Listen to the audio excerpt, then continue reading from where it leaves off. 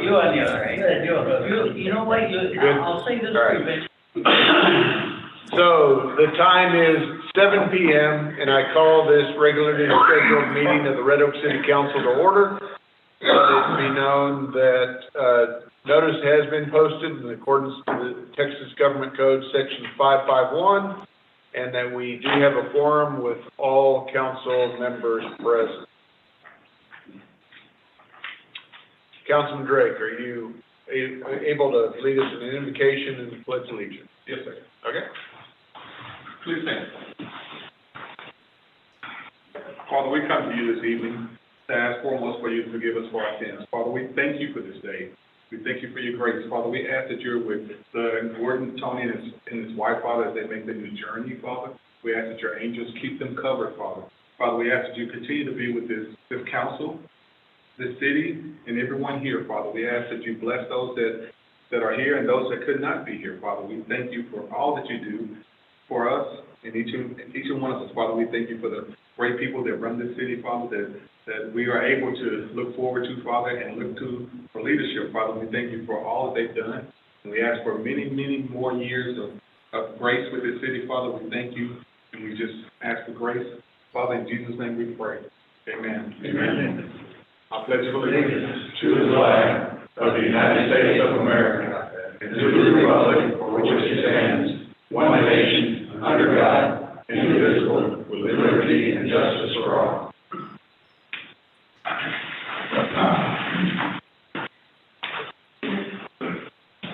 Thank you, Councilman Drake. So we got a lot going on tonight. We've got several proclamations. And we don't have anybody here. Do we have anybody online for the Iron Horse Disciples Motorcycle Ministry?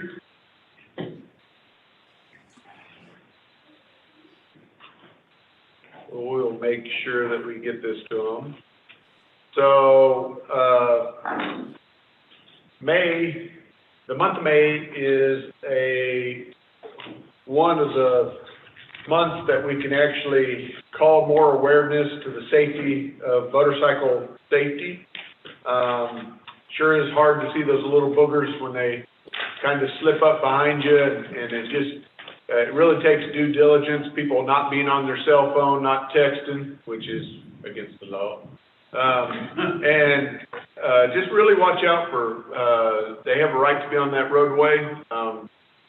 And the fortunate thing is most of these newer bikes have lights that are pretty dead-gum bright and are on all the time, but it is our duty as a motorist to watch out for everybody on the road. So I hereby proclaim the month of May 2020 as Motorcycle Safety and Awareness Month in the city of Red Oak, Texas.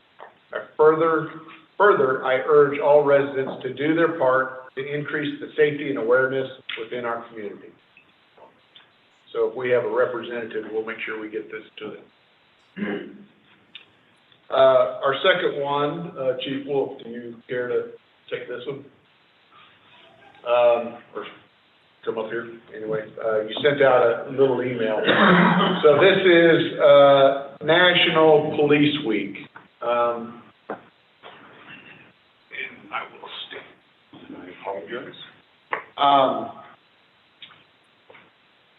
This was passed by Congress and the President of the United States to designate May 15th as National Peace Officers Memorial Day.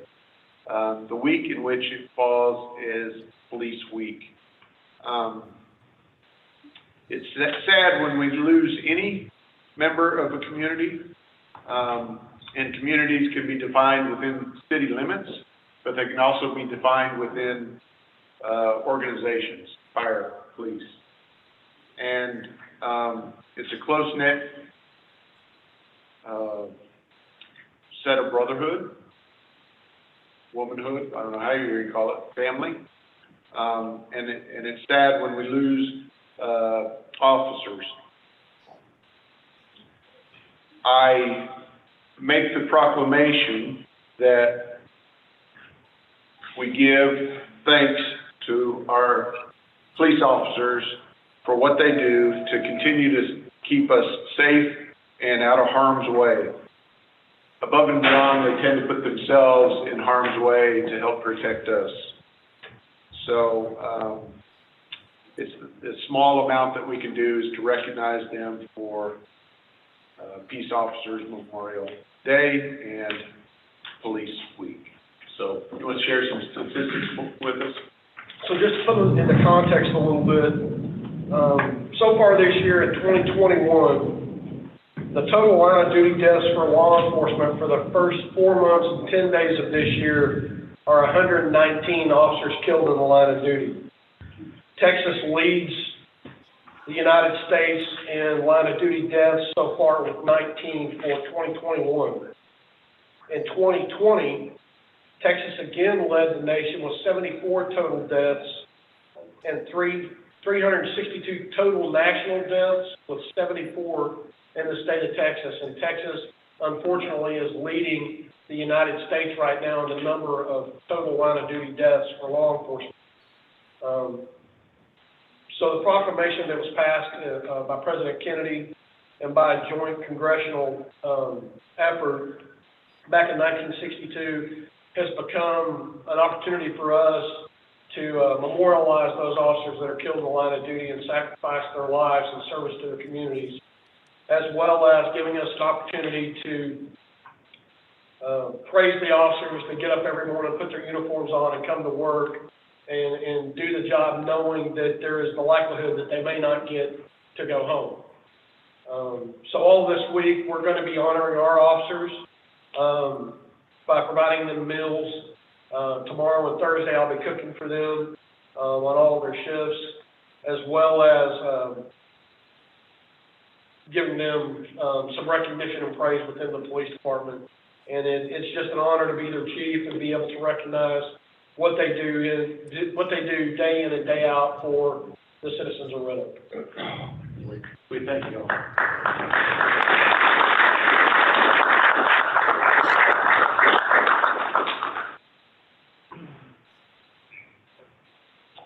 All right, our next one is National Public Works Week. So Public Works Department kind of works behind the scenes a lot of time. We all take for granted kind of the luxuries that happen at our house, and we don't really think about how tirelessly these individuals work to keep our roads safe in a different manner, and also to keep everything functioning properly. Whether it be trimming trees, whether it be filling in a pothole, whether it be removing some stuff. It's just and it kind of goes on to the engineers too for designing things. And we're just so fortunate that we're able to designate the week of May 16th through the 22nd as National Public Works Week. And I urge the citizens to join with representatives of the American Public Works Association and the governmental agencies in activities and ceremonies designed to pay tribute to our public work professionals, engineers, managers, and employees, to recognize the substantial contributions that they make to protect our national health, safety, and quality. Mr. Williams, can you come up and accept this, please?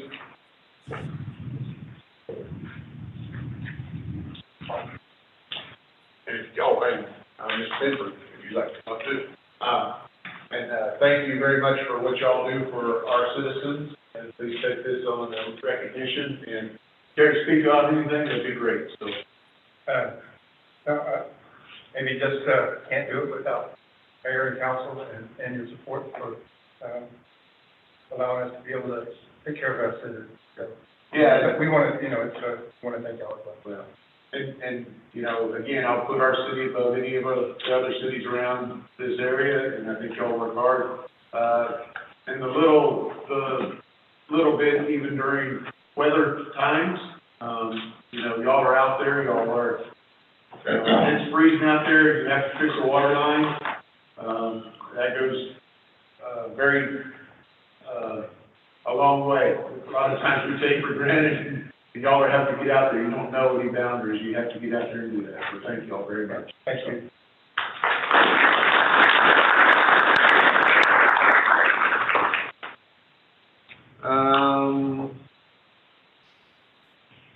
All right, National Economic Development Week. And this is gonna be, Lee in here? Lee's back here somewhere. Hey, Lee, get off your phone. So, National Economic Development Week. Everybody within this room knows, the type of job that, Mr. McCleary does. We have a joke when we go out to lunch that, if he's gonna make it, he usually walks in, with the phone in his ear.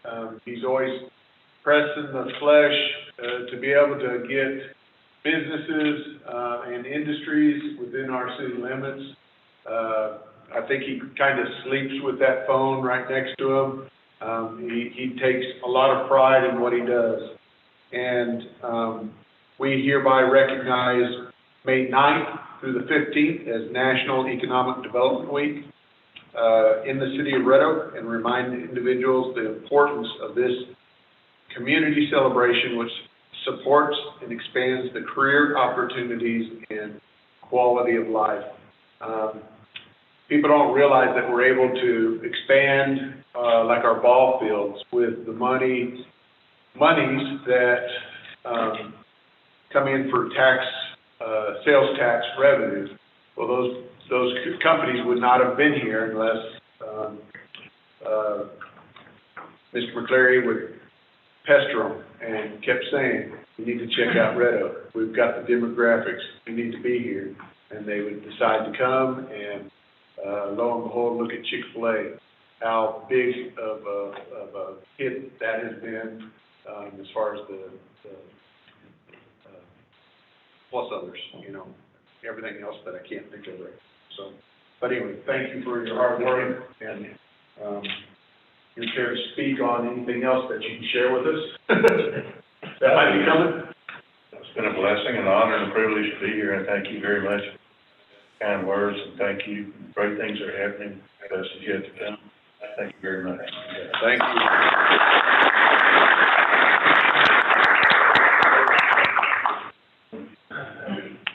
Chief Bland, you've got a couple for us?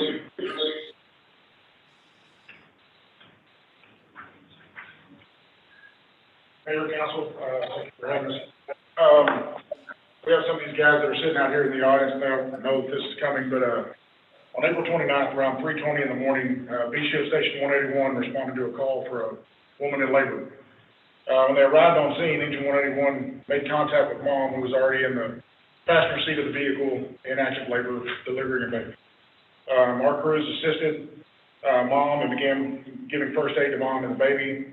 Firefighter Rieger was able to cut the umbilical cord, clean the baby off, suction, get all that stuff done.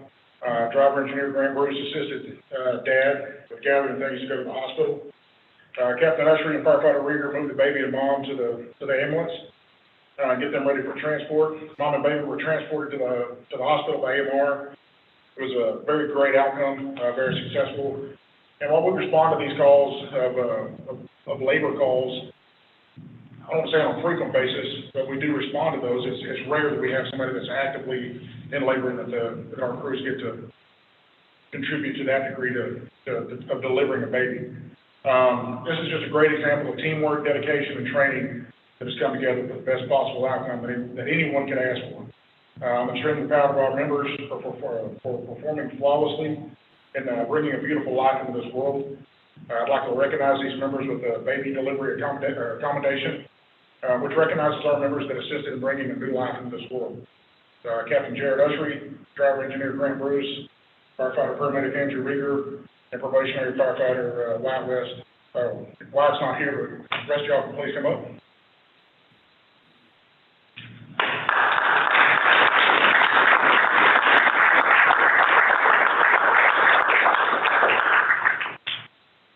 I know y'all really weren't expecting that, but I think it's something to be recognized and something that we should all be very proud of. Just present that to you. So like I say, there you go.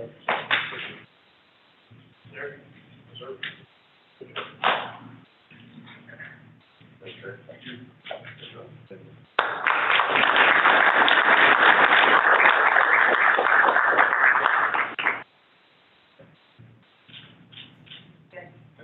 Thank you. And one other, I'd like to, I'm sorry, and Mom, Miss Hargett is on the Zoom call. I think she wanted to say a few words if she could. Mom, are you still there? Yes. I just Go wanted right to ahead. say thank you guys so much for being there as quickly as you were to help us out in that time of urgency. You guys got there so quickly and helped the stress level out, be able to get us to the hospital and make sure that everything was okay and take care of baby Preston. We're so grateful for you guys. And thank you for coming by the other night and surprising us with little diapers and wipies and little gifts. My 9-year-old was super impressed. He made me print out the picture we all took, and he took it to school and showed it off to everyone, and he was just so happy. Thank you, guys. Thank you, Ms. Hargett. Thank you very much for, speaking, to our guys. Thank you very much. Congratulations. Absolutely.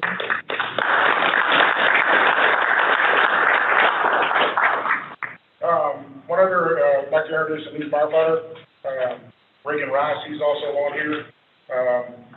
He comes to us, he just started today. He went through our hiring process. He begins his 2-week orientation beginning today. Once he gets completed with his 2-week orientation, he'll be assigned to C-Shift Station 182. Reagan Rice is a veteran. He served in the Marine Corps. Mr. Rice has 4 years previous fire experience with Rio Rancho and Hobbs, New Mexico fire departments. And Mr. Rice is a certified firefighter EMT. Just wanted to introduce y'all to him, so if you see him around town, say hi, give him a hard time, and welcome him to Red Oak. Thank you, sir. Thank you.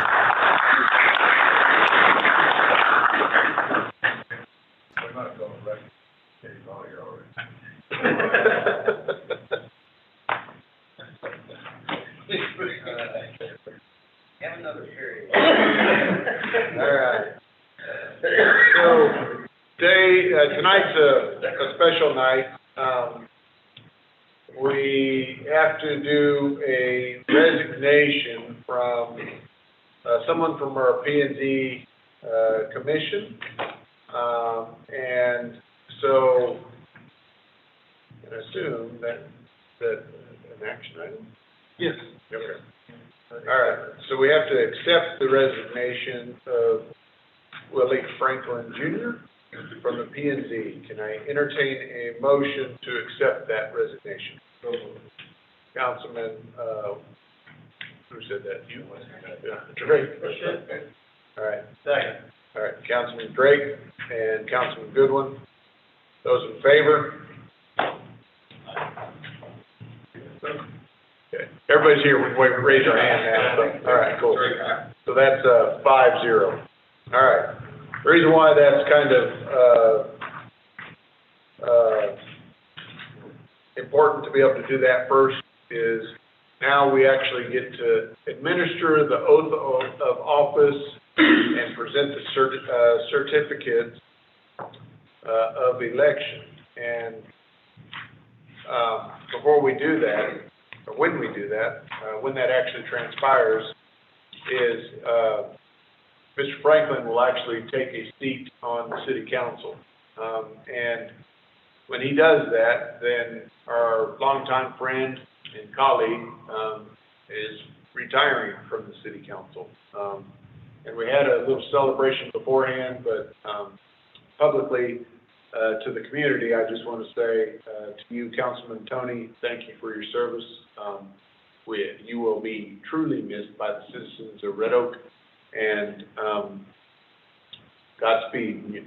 How exciting he and his wife are, starting a new life in another state.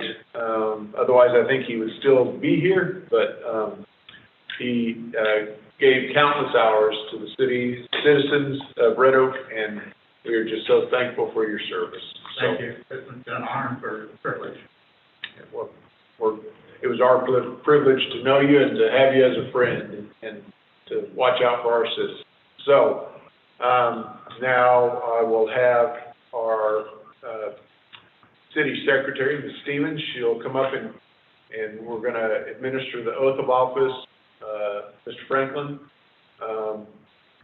and Councilman Drake and myself, and we'll do it together, but you say your own names, don't say my name or anything like that. And we'll do that all together out here in the front. Yep, so we'll head over this way.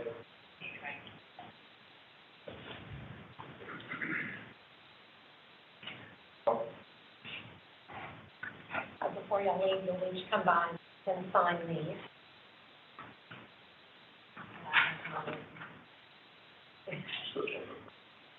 I am. I'll go for it. Okay. Real slow. Okay. So first is going to be your statement of elected officer and then your oath. So we'll start with the statement of my eyes. So just repeat after me, but of course, say your name. Raise your right hand.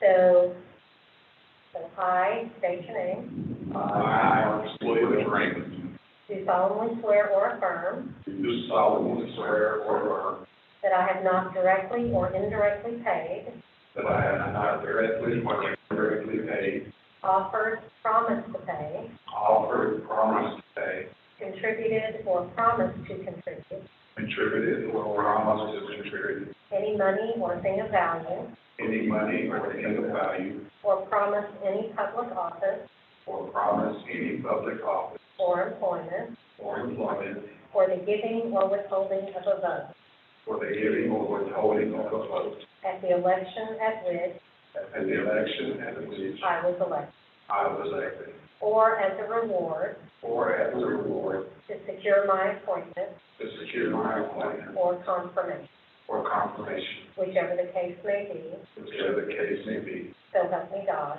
so help me God. Under penalties of perjury, Under penalty of perjury, I declare that I have read I declare that I have read the foregoing statement. before the, I'm sorry, I declare that I have read I declare that I have read the foregoing statement the foregoing statement, and that the facts and that the facts stated therein are true. stated therein are true. Okay. And now for your oath. Okay, please keep your right hand up and repeat after me. In the name and by the authority In the name and by the authority of the state of Texas, of the state of Texas, I state your name, I, William Franklin, do solemnly swear or affirm do solemnly swear or affirm that I will faithfully execute the duties that I will faithfully execute the duties of the office of the office of and each state your position.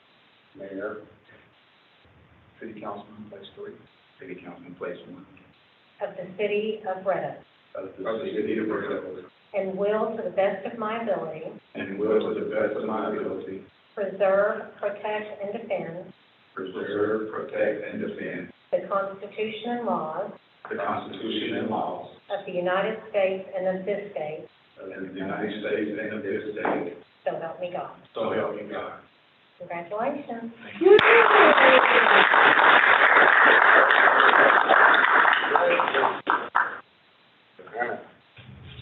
So if you'll take a seat with Councilman Tony.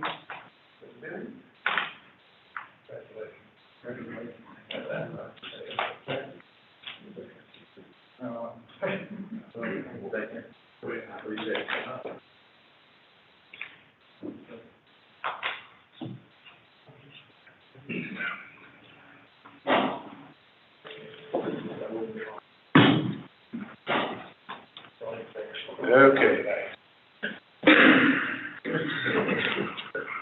Councilman Franklin, welcome aboard. And in this, she's still here? Yes. Oh, there she is. Okay, yeah. So, please introduce, who you have here that actually got to see your swearing in. Absolutely. First and foremost, thank you. I am grateful for this opportunity to serve both the citizens and city of Red Oak. I do not take this walk lightly. Without the help and blessings of my wife, Karen Franklin, as you can see in the back of this recording, who's been my mayor and my city manager for 5 years.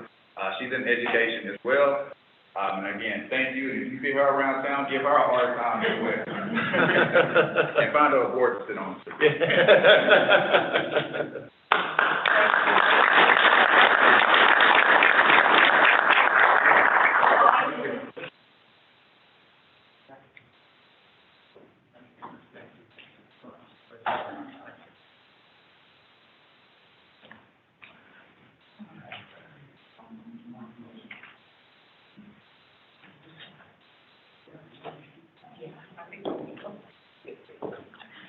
All right. I don't blame you for making a run while the rain stops, so that's all good.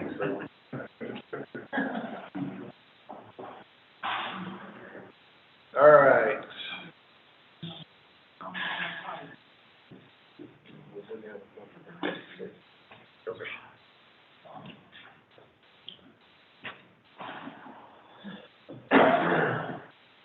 All right, so, I guess Karen, if you'll make sure that makes the note of when, oath of office was taken in the transition.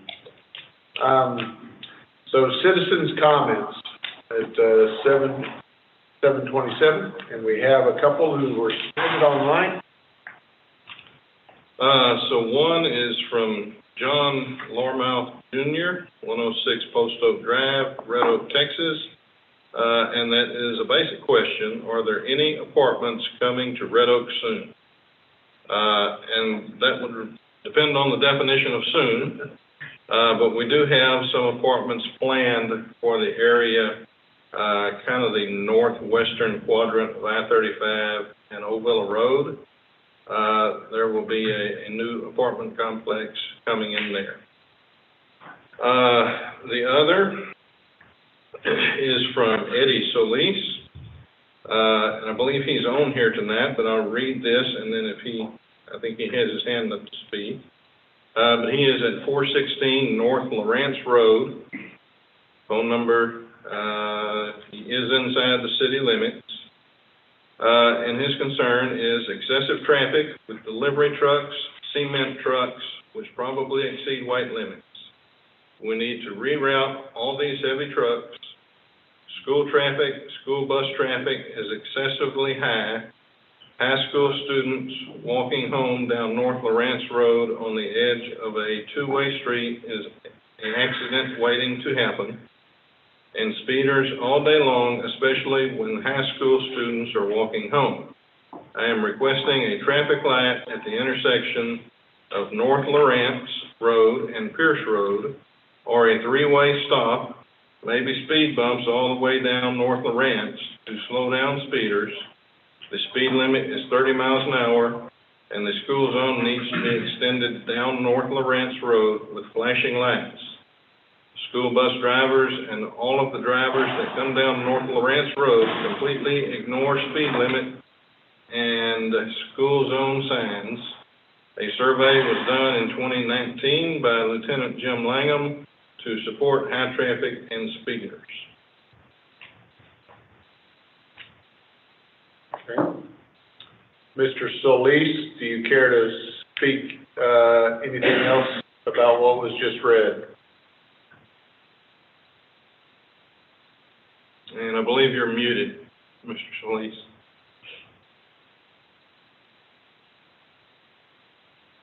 Okay. Good evening, Council. How you doing today? Good, thank you. Yes, thank you for your time. Thank you for everything you do for the city of Red Oak. And I've been living here in Red Oak for the past 17 years. I am also a veteran of the Desert Storm, a retired veteran. And sir, we moved out here. It's peaceful and quiet. We love Red Oak. And we've raised our son out here. He's 15 years old now. And since then, sir, the speeders have just gone out of hand. Traffic has just gotten out of hand. And I know it's a residential road, and I know, sir, that traffic can go down any street they want to, but this is a residential neighborhood.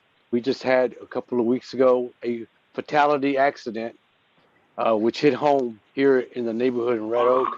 And I would have had more people chime in who live on Lawrence Road to let you know about this issue with speeders and the traffic, but I didn't get the email from Linda till this afternoon, so I didn't have time to spread the word to chime in this afternoon. But anyway, sir, this has been an issue, and I mean, I know, sir, if you can take this in consideration, maybe we can review the survey that was done by Lieutenant Jim Langham. You can go over the states and the facts. This was done back in 2019. Speed bumps, traffic light, a three-way stop sign, because even the school buses as well as local traffic, nobody stops at the stop signs. And the high school students who are walking down the street, they have nowhere to walk. We need to do some type of sidewalks for these students to get home in an orderly fashion manner. I know that some of the kids that come down the street know the kids that are walking down the streets, and they'll swerve into them. I've seen it done, and other neighbors have seen that done. And we voice our opinions to those drivers, but I know, sir, I mean, what can we do? So I'm bringing this issue to the council, and maybe they can take it into consideration and look at this survey. And if you want to, sir, and feel free and come sit down, we can have a glass of iced tea and sit in my driveway, and you can see all the activity that happens between 3 o'clock and 5 p.m. every day from 6:30 in the morning till 9 o'clock in the morning. I'm willing to give you a fresh hot cup of coffee in the morning and a cold glass of iced tea in the evening. So, sir, if you take this in consideration, please contact me at a later time, and we'll get together on this issue. I sure do appreciate you and taking your time to listening to me. Thank you very much, and you guys are doing an awesome job for the city of Red Oak. Thank you very much, sir. Thank you. So, just in case other listeners don't know, when you bring issues and we don't have it on the agenda, we're not able to speak to it, but we Yes, appreciate the submission that you did, and it doesn't fall on deaf ear. Chief will reach out to you and kind of follow up. Okay? Thank you, But sir. thank you. Thank you, You sir. bet. Was there anybody else? That was the only two we got. Okay. So, consent agenda time. Consent agenda are items that are considered routine in nature and can be acted upon in one motion. Any item can be withdrawn by myself, a council member, city manager, and act upon separately. We'll actually take this a little bit slower because we have Councilman Franklin that's new to specifically our council. And there might be some additional little questions that you might have had in there that you didn't get a chance to ask or anything like that. Do you have anything that you just had a little bit of question about that you needed to have withdrawn so we can explain it a little bit better, or are you good? Okay. I had a question. Why do we have to excuse what Drake for being absent? Because it's a governing board. Does he have to take that back to his work to say? You guys shouldn't have asked that. know, we all have our life, and sometimes we can't be here, so we're gonna point it out that he couldn't be here. Thanks for bringing that out. But I mean, I don't understand why you gotta exclude you for the business of the session. Counsel, would you prefer to answer that for him? I can answer it because you put it in the charter. I didn't. Yeah. It wasn't a charter left, I don't know, council. You know, you're as old as a dinosaur, until you remember that. Old charter. Old charter, old charter. All right, so back to the consent agenda. Any other council member care to have anything pulled? Okay, I'll entertain a motion to approve the consent agenda as presented. So moved. That's Councilman Wilson, Second. Councilman Brawley. Those in favor? Aye. Okay, good, that's 5-0. All right, new business, regular session.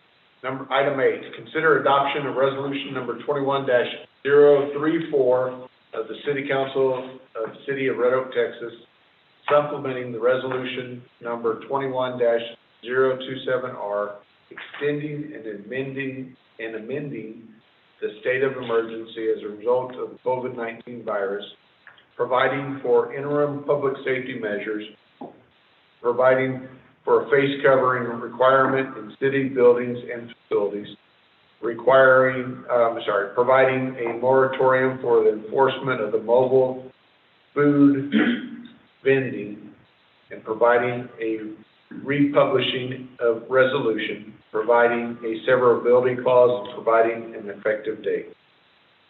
Mr. Wu. So I don't believe we have any changes from what you had in your packet this time. We got with Bob.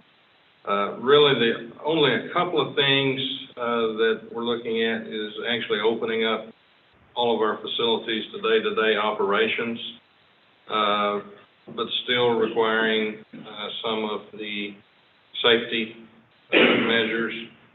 We don't have a large percentage of our staff vaccinated at this point. I think we're only 36 or 7% of our staff has been vaccinated. So we do still have a good bit of possibility for infection among our staff. And while I understand, some people may not want to get that injection, it makes it a problem for us if we have an entire department that goes down because we have somebody that's infected, and we have everybody working in tight quarters. Then if we have the department go down, we don't have anybody to back it up. For instance, the finance department. If that were to get into the finance department, we would be down and not be able to continue operations. But we do want to go ahead and open it back up for day-to-day operations and move forward. We still have no restrictions on outdoor activities of any kind. I think that's about it. And this was discussed. We involved Chief Blanton, our HR director as well, as we were coming up with these. Yes, Mayor, if I might, there was some restrictions on parks, and those are gone now. The parks are open fully, the outdoor facility. Okay. It's like somebody's had a vaccination, why would they have to wear a mask? That's a question out there. So, people who have been vaccinated can still harbor the disease and transmit it. They may not get sick, but they can still harbor it, okay? So. 95% effective. I'm sorry? But these vaccines are 95% effective. That's correct. So effective in protection, but not effective against spread. So basically, the vaccine does not keep you from getting the virus. It keeps you from establishing any symptoms and really getting sick from it. You can still have it and spread it to someone else who does not have the vaccine.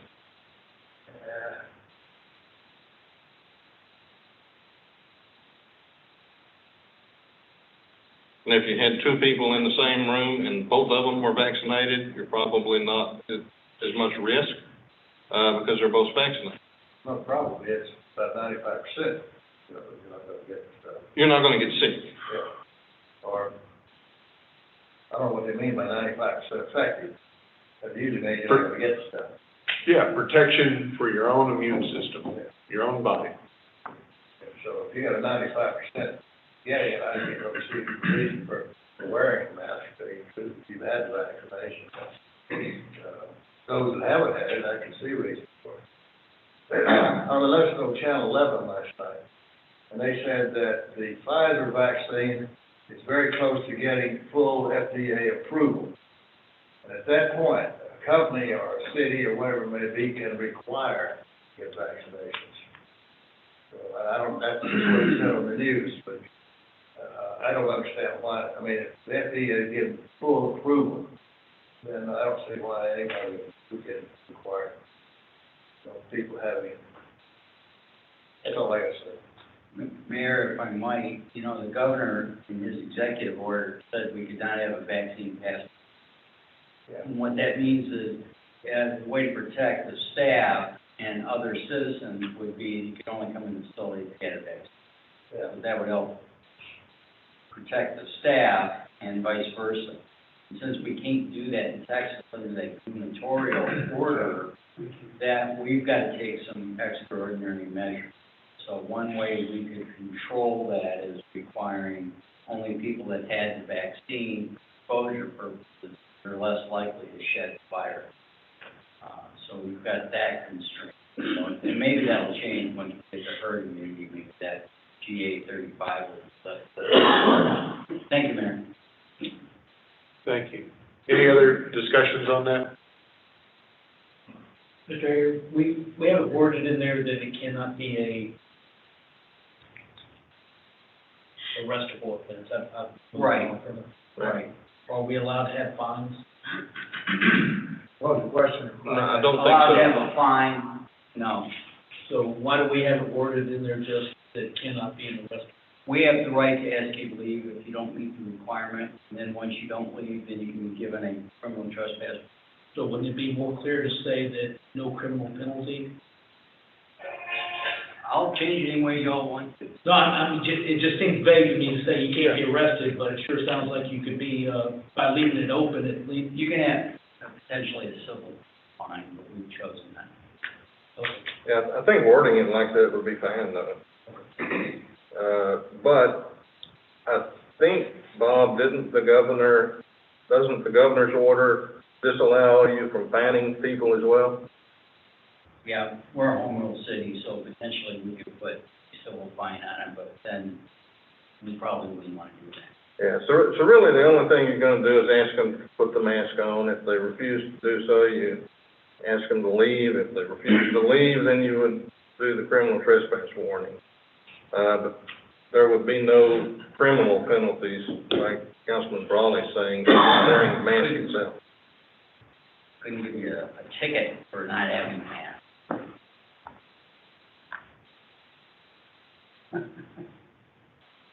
Everybody else good?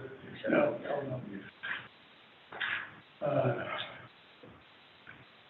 I have a lot of reservations about forcing you to wear a mask. But I did go out and buy a mosquito net and put it over my house. It's called a chain link fence. I feel like this is absurd. These masks, I'm sorry.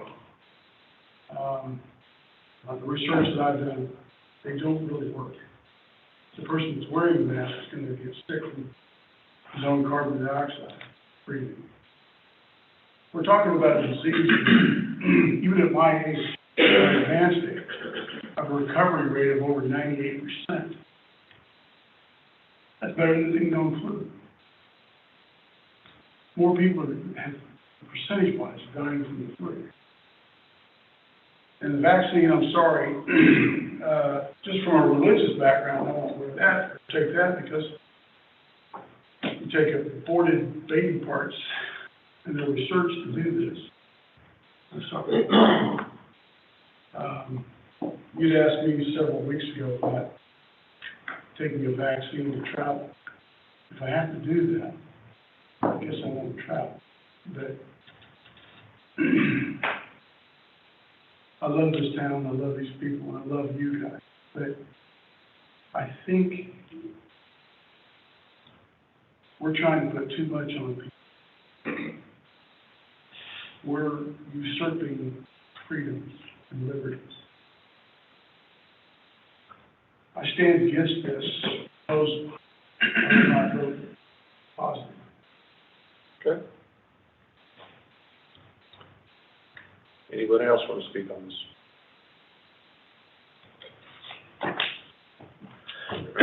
I'll entertain a motion to adopt or to reject. And I guess the way it's written, I'm going to say entertain a motion to adopt this resolution number 21-034R. So, Okay. Councilman Drake, is there a second? second. Councilman Franklin? Those in favor of adoption, and I guess we'll go down the line since we might have that. So, Councilman Goodwin? Vote for it. Okay. Councilman Drake? Yeah. Okay. Councilman Brawley? No. Okay. Councilman Wilson? No. Okay. Guess what? Okay. So that's 3-2. Mayor, do we want to make that change for the no criminal penalty, as Councilman Brawley was saying? Sure. I mean, does that, since it passed, would you prefer to have that worded the way you had? Yeah, I think that's how we should word it, because people reading this order that we post everywhere aren't privy to this conversation that Brent has had. Okay. I made a change. Okay. Do we have to revote? Council? No. Okay. All right. So that passed 3-2. Item 9, consider adoption of resolution number 21-035R, the City Council, City of Red Oak, Texas, approving the comprehensive annual financial report audit by Tilio Brown and Hill LLP, which is attached hereto and incorporated herein as Exhibit A, providing for a filing in the office of the city secretary and providing an effective date. And council, in front of you, a hard copy was left, and on the phone call on Zoom, we have. Yes, we have John Manning with the Tillo Brown and Hill, who will give a summary of the audit report. Okay. Thank you, Ms. Platt. So, Mr. John Manning, and if you can, please refer to a page, I assume you have this hard copy in front of you. I will. Mayor, thank you so much and council for letting us be here tonight. I don't have a paper copy, but when I refer to the page numbers, I have a PDF, so I will refer to them as the page numbers as they appear in the report. First of all, this is our first year to conduct the audit for the city of Red Oak, and we felt that everything went very well. First year audits are always a little tough because you have your work paper file has nothing in it from prior years. So we had to build everything from scratch, in addition to working on the report and getting things where they need to be. So just to kind of give you a little bit of insight as to where things are with staff, when we got the financial information, it was an extremely good working order. Ms. Platt and her department were extremely helpful in getting us items, and really the only thing we had to do at the end of the year was to adjust everything to get to 9/30. There wasn't, because if you remember, this report's only as of a day and time.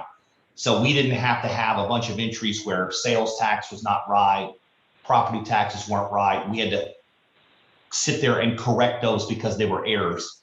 These are typical year-end entries that we had to post, and it's extremely common with audits that we have. So the city, as we first of all, we have had a couple of sessions where we met with the city manager and the assistant city manager and the finance director with our staff, went over it when it was in a draft form. They read through, found some typos, found some things that we needed to change. We made those changes, submitted it back. And then this afternoon, we met with the mayor for about 30, 45 minutes and kind of went over just kind of a brief overview of the financials. And so this has been looked at thoroughly by city staff and city management. If you'll, I'm not sure how familiar you are with terminology, but the city does prepare a annual comprehensive financial report, and that is a voluntary effort. There's no requirement to have a CFR, and the city takes the extra time to get the statistical information, the intro, all those things that are extra. They go through there and make sure that all those things get in here. So there is a lot more information provided in your report than people that do not participate in this program. And we would like to applaud city staff for taking the time to make sure that they got the items needed to prepare an annual comprehensive financial report. So report's basically 3 sections: introductory, financial section, and statistical section. Although we do prepare the report, the financial statement responsibility lies with the city. And if you will look at page 1, I'm not going to go through every page, so don't get nervous. This and the report that are in the back of this are really the only things that we're here for. Like I said, under government auditing standards, we can help the city prepare the financials, but they have to accept responsibility for them being correct. And what we have here on page 1 is what we refer to as an independent auditor's report.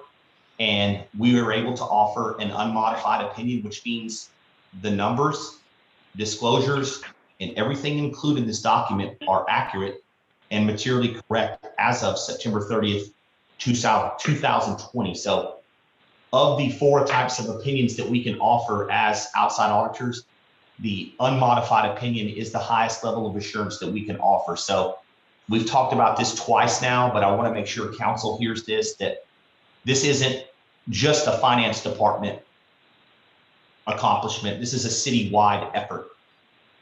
Council makes sure that they have management makes sure they have controls. And so there are a lot of different departments and people that go into getting an unmodified opinion. So, when rating agencies look at the financials of the city, they look at the audit report to make sure that if they do lend money, or if a grantor lends or gives money, that there's a very good opportunity that those things will be booked correctly and spent in accordance with various rules and regulations. So again, only 2-page document, but a very important one. Starting on page 3 is the management's discussion and analysis. And I'm not going to spend a lot of time there, but that is a document that was included with GASB 34 for people that don't do what I do or what Gloria does all day and look at financials. It's essentially a narrative or a word breakdown of what happened during the year. And if you haven't spent a lot of time in this part of the document, it's about 10 pages. It's very good. The other part is it's really the only part of the financials that have comparative information where you can look at this year versus last year, where you see things like your cash went up, but it also went up because you issued bonds. You can also tell that your long-term debt went down because your pension liability decreased. So there's a lot of good information in this document that you don't have to be an auditor to read. So on page 11 starts the financials, and your governmental activities are everything except for water sewer. And so that's your general fund, debt service, all your special revenue funds, EDC, Industrial Development Corporation, all of those items. And if you look at the bottom of page 11 in your net position area, every single category of net position is positive, which is fantastic, because what net position is in theory, is if you liquidated all of your assets and paid all of your liabilities, would you have anything left over? And that's what this does, is it shows some financial stability. And it shows that the city, and like what we're in now with this pandemic, has some financial resources to handle something that's unexpected. So the other thing I'd like to point out here is, if you look at this balance sheet, the city does a very good job of keeping up with capital assets, which are your roads, your equipment, your buildings. So those are about $40 million there. We were able to test those and had no issues. The other part is your accounts receivable, cash, and investments were all confirmed with third parties. And all of those came back exactly the way the city represented them to us. So as auditors, getting those numbers back from a third-party vendor is the highest level of assurance that we can get. It's not just the city saying, hey, we have $22 million of investments. It's us sending a report to the investment company and them sending back saying, yes, that's what the city has. So your cash and investments were about 27 million. Your accounts receivable is about 3.2. So all of those items were able to be confirmed directly with third parties. So the risk on your balance sheet income statement is minimal from an audit risk standpoint. Starting on page 15 is your balance sheet for your governmental funds. So general fund, IDC, EDC, debt service, and capital projects funds all met the criteria to be presented as major. So they're listed separately on this financial statement. And again, if you look, every single one of those has positive fund balance. Your EDCs are healthy. Your general fund ended with about 4.9 of total fund balance. About 4.1 of that is what we call unassigned or not obligated for something else. And that is very good. That's right in the wheelhouse of where you want to be. It's not an abundance of fund balance, but it's above what the minimum requirements are. So we applaud the city for having those items there. If you look at page 17, you can see that almost every fund added to fund balance for the year. General fund, IDC, EDC, debt service, all of those were able to add to fund balance. The only one that did not was the 2019 capital projects fund. And that is due to the fact that you guys issued bonds and now you're spending them, and that fund balance will go from cash to expenditures, but they will also turn into capital assets that will provide benefit for the city for years to come. Page 20 is your utility fund and stormwater fund. And both of those have positive fund balance and are in good working order. Our walkthroughs of the water department were for bills and collecting and handling of cash and checks all looked very good. And we did not have anything there that stood out as something that needed to be a finding, or any of your financial reserves or balances that look like they're trending in the wrong direction. So overall, the city they did not spend over $750,000 of federal money. So we did not have to do a single audit this year.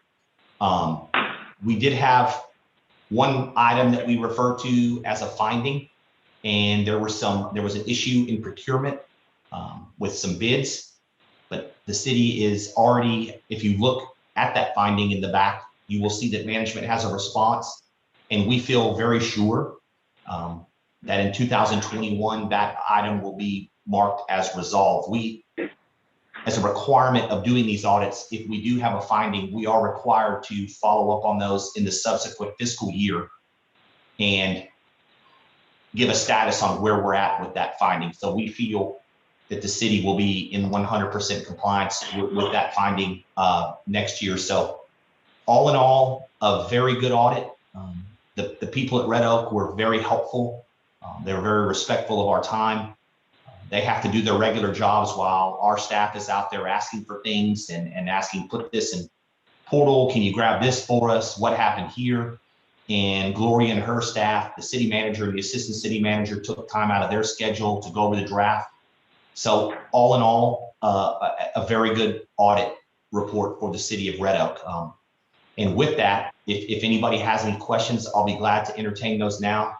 But again, we really appreciate getting the contract, and we really enjoyed working with the city and hope that that relationship continues. Thank you, Mr. Manning. Council, any questions? Okay, so this is, an action item. I'll entertain a motion, to adopt resolution number 21-035R. Oh, I had a question, not for Mr. Manning, though, but for staff. sure. On the internal controls that he was referring to, what is our plan with? So we want to try to bring it a little more centralized purchasing, and we may be looking, and I haven't talked specifically with Gloria about hiring an internal person to do purchasing, but she is working with a consultant at this point. Because what happens is you may have, and I'm not saying any of these departments are the ones that this happened in, but you may have an IT department over here buying security systems to go in one building, and you may have the PD over here in this other department using that vendor. Well, neither one of them went over the 50,000, but they don't know what each other's doing, so you end up over 50,000. And that's what we're trying to centralize that so we have more control of it. Thank you. You bet. Okay, sorry about that, sir. So I'll entertain that motion to approve resolution number 21-035R. Councilman Drake, second, please. Councilman Wilson. Those in favor? Aye. All right, that's 5-0. Thank you, gentlemen. Item 10, consider the presentation of the plan of finance and authorization for staff to proceed with a levy of assessment on the property in Red Oak Public Improvement District Number 1 and the issuance of special assessment revenue bonds. Thank you, Mr. Manning. Yes, Mayor Thank you, and Ms. Council. Blatt, too. Sorry. You're On fine. December 14th, 2020, Council approved a resolution to establish and create PID number 1. And so this evening, we have a plan of finance that's been prepared by Hilltop Securities regarding the bonds related to this PID, and then the other items related to the PID to follow. And Jim Sabonis is here to go over that with us. So Thank you, Gloria. Good evening, Mayor, council members, and citizens of Red Oak. If you'd let me control the screen, I've got a presentation that I will walk through.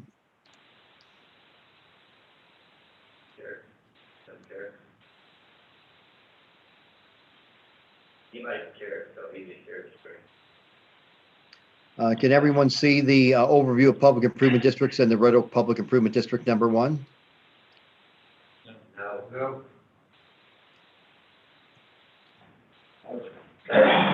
Can the moderator let me use my view screen?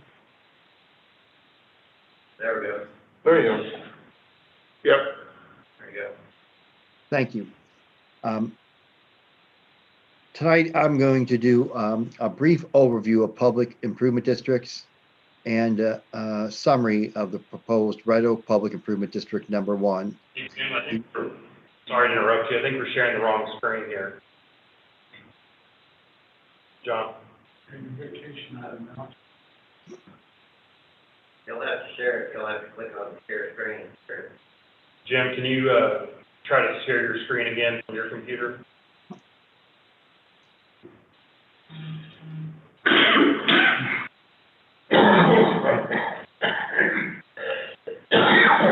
There you are. There it is.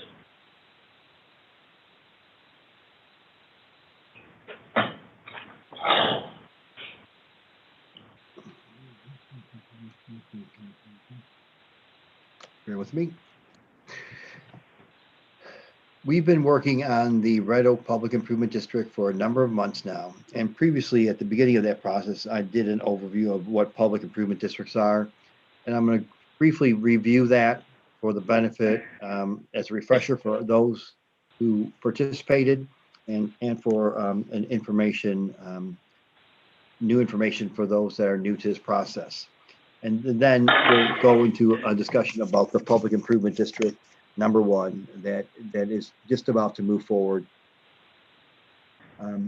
This is an outline that we have. Again, we're going to be talking about all the background of a public improvement district and what's involved in the process. We'll talk specifically about the city's team and what the city's responsibilities are, and we'll talk about this specific project. Public improvement district is the most powerful economic development tool authorized by the Texas legislature.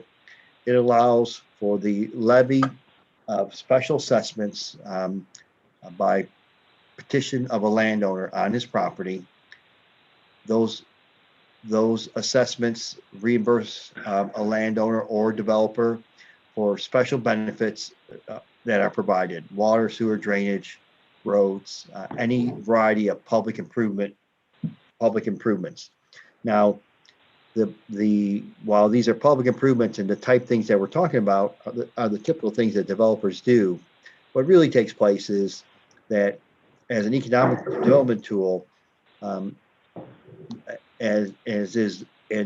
what the city of Red Oak did was negotiate with a developer to do an enhanced project with the benefit of the assessments paying for some of the capital cost of the public infrastructure, but as a result, the private investment is higher, providing a better quality development.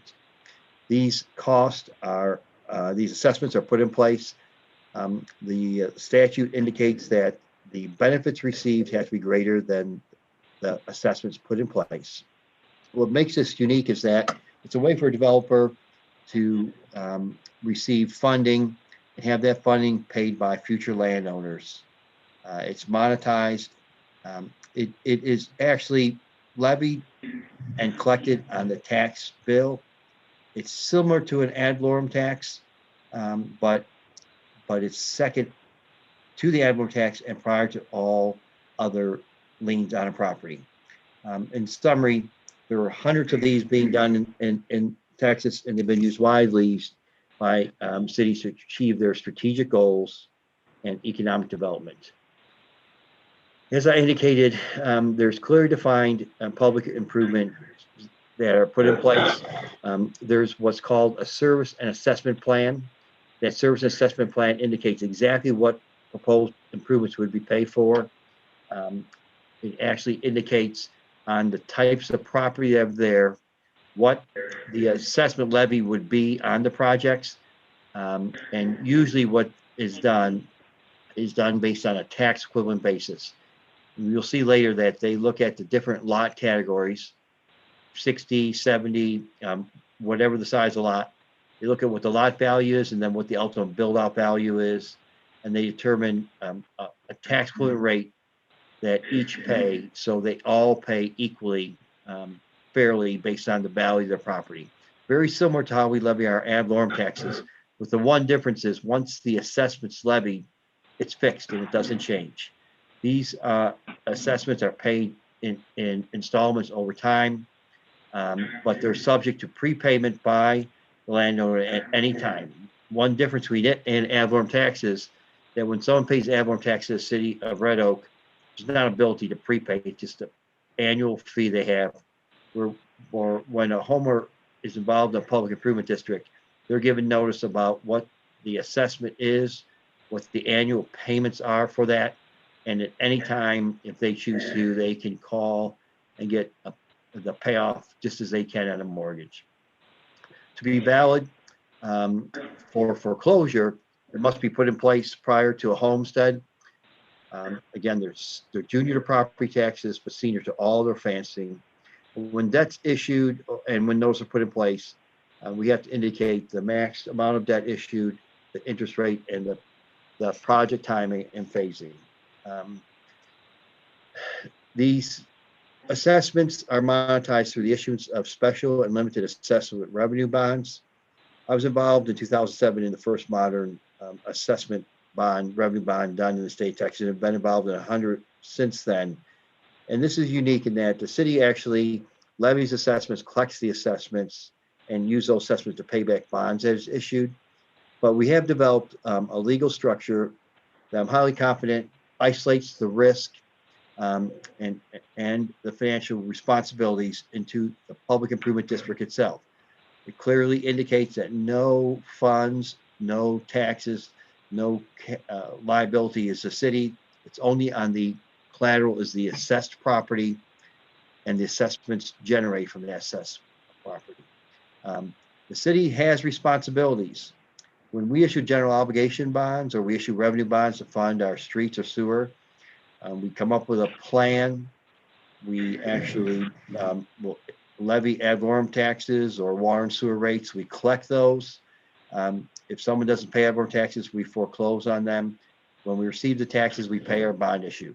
The same exact process is put in place for assessments. We create a public improvement district, we levy the assessments on part of our tax bill. We collect it and receive it from the tax assessor collector. If someone doesn't pay, statistics show that these are built into mortgage payments by the escrow agents. They probably haven't paid their taxes. Just as there's a foreclosure process for someone that doesn't pay their taxes, this would piggyback on that, and it would be an amendment to your existing tax collection contract that you have. They would do assessments the same way. It wouldn't come before the council, and it's unlikely that it's something that any foreclosures take place do now. It would just be part of your typical process you take place. Whenever a municipal issuer issues debt, they have reporting requirements, administration, audit, continuing disclosure. These are all done by third-party professionals that the city hires are responsible to the city.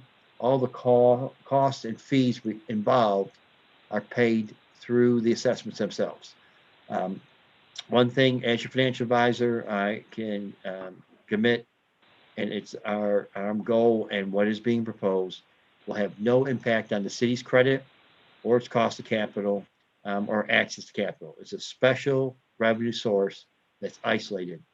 In fact, while I've been involved in many successful ones, we've been actually hired by some communities where we didn't work and actually and they were involved in some ill-fated projects. And I'm very pleased to say that we've helped those communities and are in the process of helping some communities work through some challenging projects. In each case, there hasn't been any impact on their ratings, their ability to continue. There's been no cost to those cities. It's all been done independently and structured appropriately. So again, this is a unique financing that's kind of a one-off, but the city's involved in from this process. As I indicated, there's a number of professionals involved.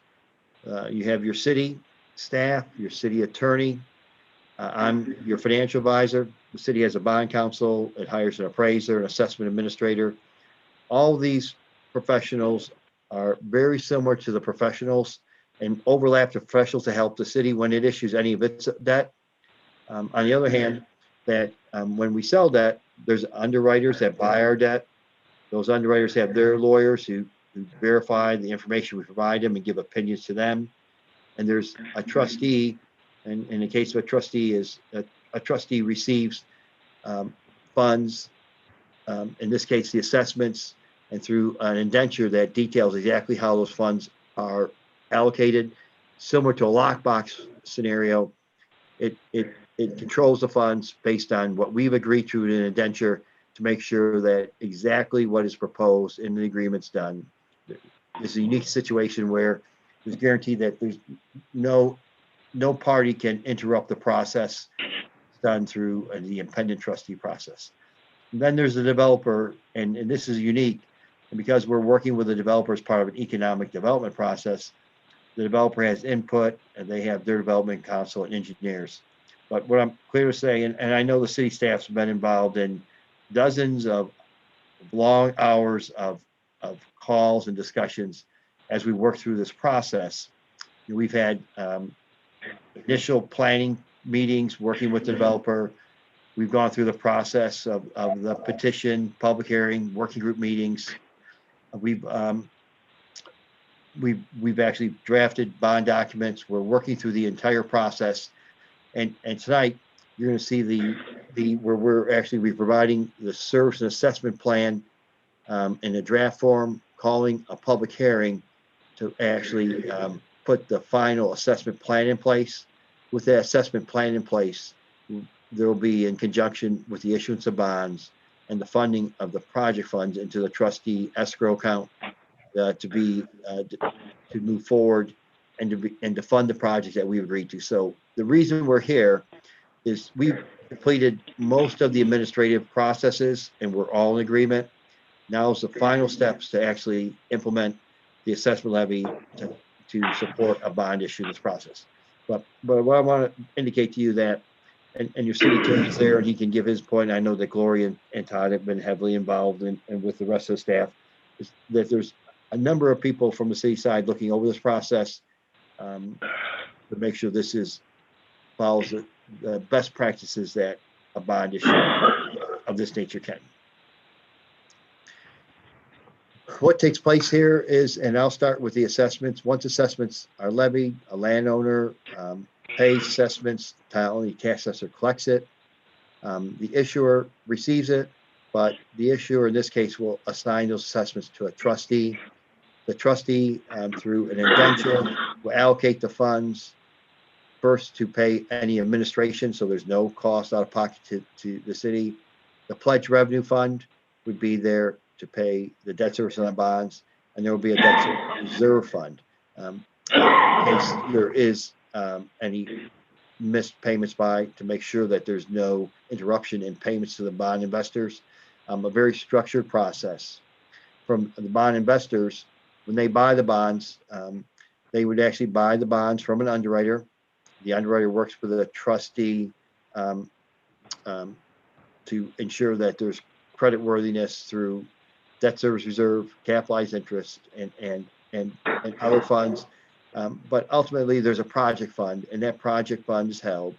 And the project fund goes to fund the construction of or the reimbursement and payment for assets that the city has reviewed, has approved and accepted, has verified all cost items. So there's a tremendous amount of control involved in the process.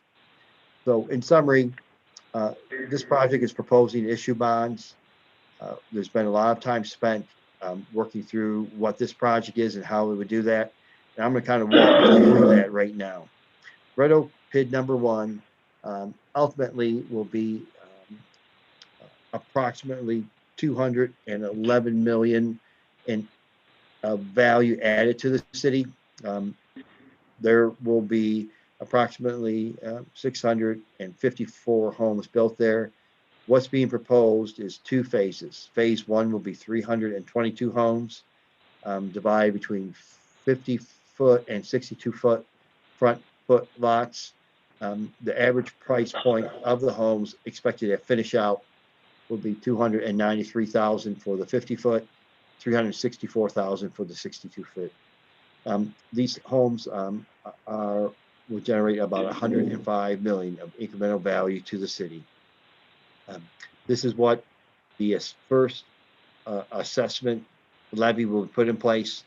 The assessment levy for this area will levy assessments on the 322 lots. That assessment levy will be used as the credit support for a bond issue.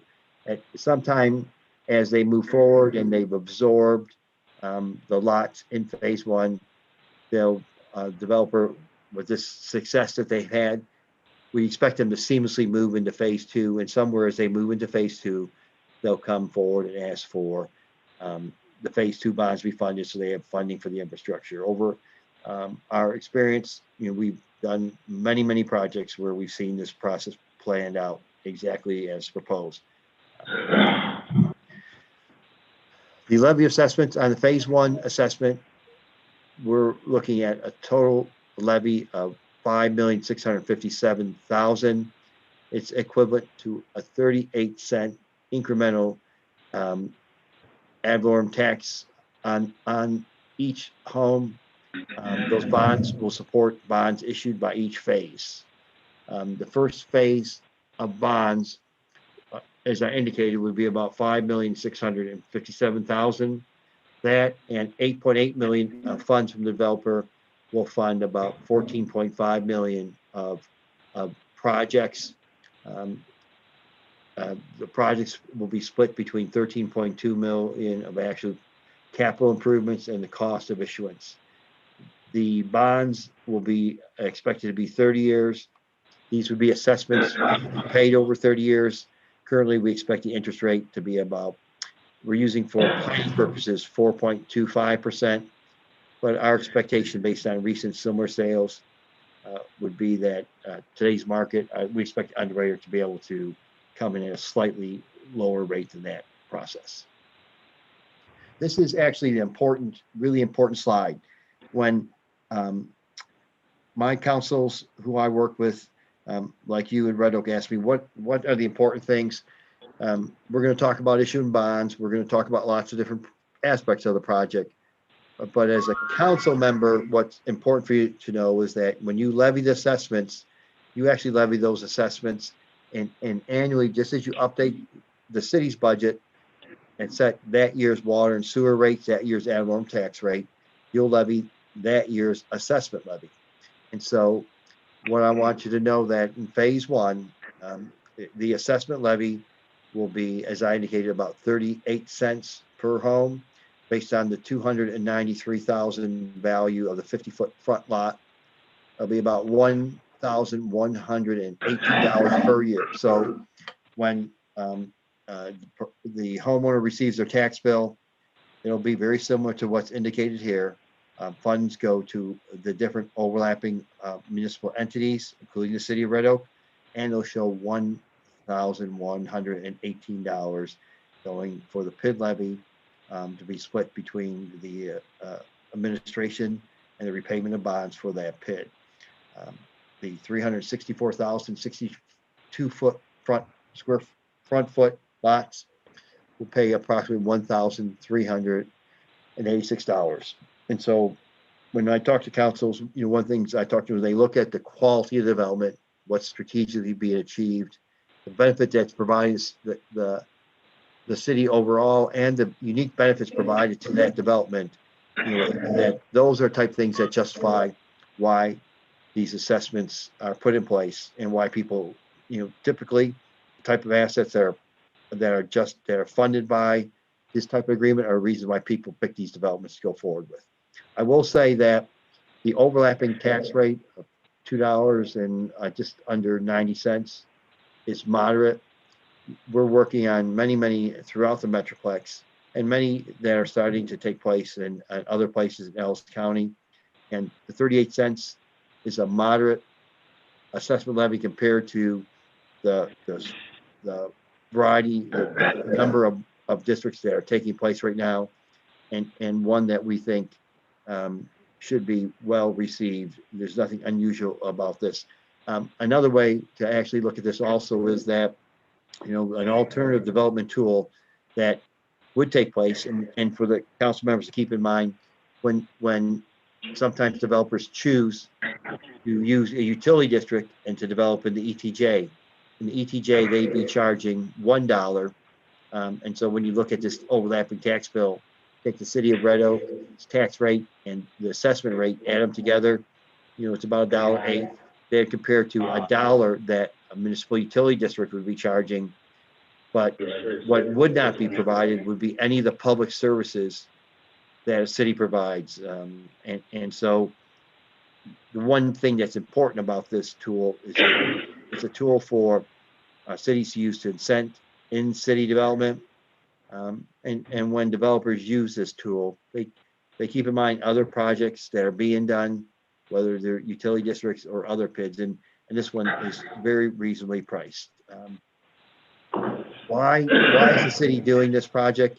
And this is something, council members, for you the citizens, why would a city work with a developer, spend a significant amount of time, one, and clearly from my experience and from the textbook presentations that we give, there's two reasons. One, to enhance quality of life and provide higher level development. I think there's a number of staff members that are better positioned to explain, but it's become clear to me that this will be a very quality development at the very high end of what's being delivered within the city. And there's been significant commitment by the developer to the city about its work with the adjacent park. Secondly, when it comes down to financials, with the city's limited ability to do annexation without a landlord's request, PID's incentive to facilitate developers to do in-city developments. When you look at this project, phase one alone is expected to generate about $742,000 annually of ad valorem tax. If you look at your tax rate, it would be equivalent to just under up to 5.8 cents. When you look at the combined projects, there'll be over $1.5 million of ad valorem taxes generated at the city's current tax rate. That 1.5 is almost 15% of the current ad valorem that's generated by the city. And it would be the equivalent of a little over 11 cents. Now, do we expect that amount to be generated? You know, talking to Todd and Gloria and the staff, you know, the goal is not to generate that much. The goal is to quality developments like this, besides producing ad valorem tax, provide more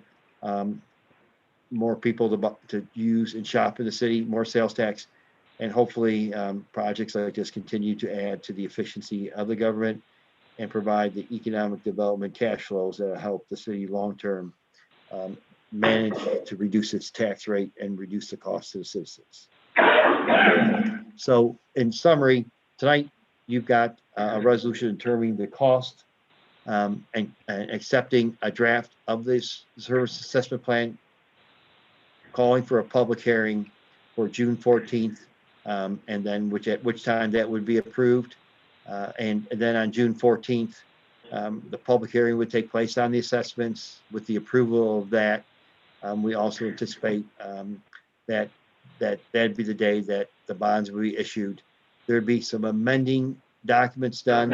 The reason the amending documents are done is that right now, everything we're talking about is estimated. And what I mean estimated, it all revolves around the interest rate that the debt would be issued at. It can't exceed 4.25% because that's the max rate, relates to the max assessments that can be levied. But our anticipation is that the interest rate will be less, slightly less, and so there might be a slight adjustment to the final assessment. So, you know, hypothetically, instead of someone paying $1,118, they might end up paying $1,106 per year.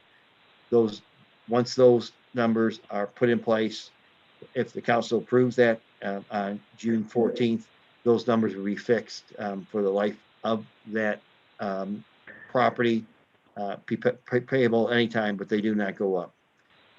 This process, like all other processes involving the issuance of bonds, are reviewed and approved by the Attorney General, and it should comfort the council and its citizens, because what that approval does is ensures the Attorney General would only approve and allow to close a bond issue that every legal action, notice, and process was done in accordance to the state law properly, and to the investors, that Attorney General approval shows that they have a valid lien put in place.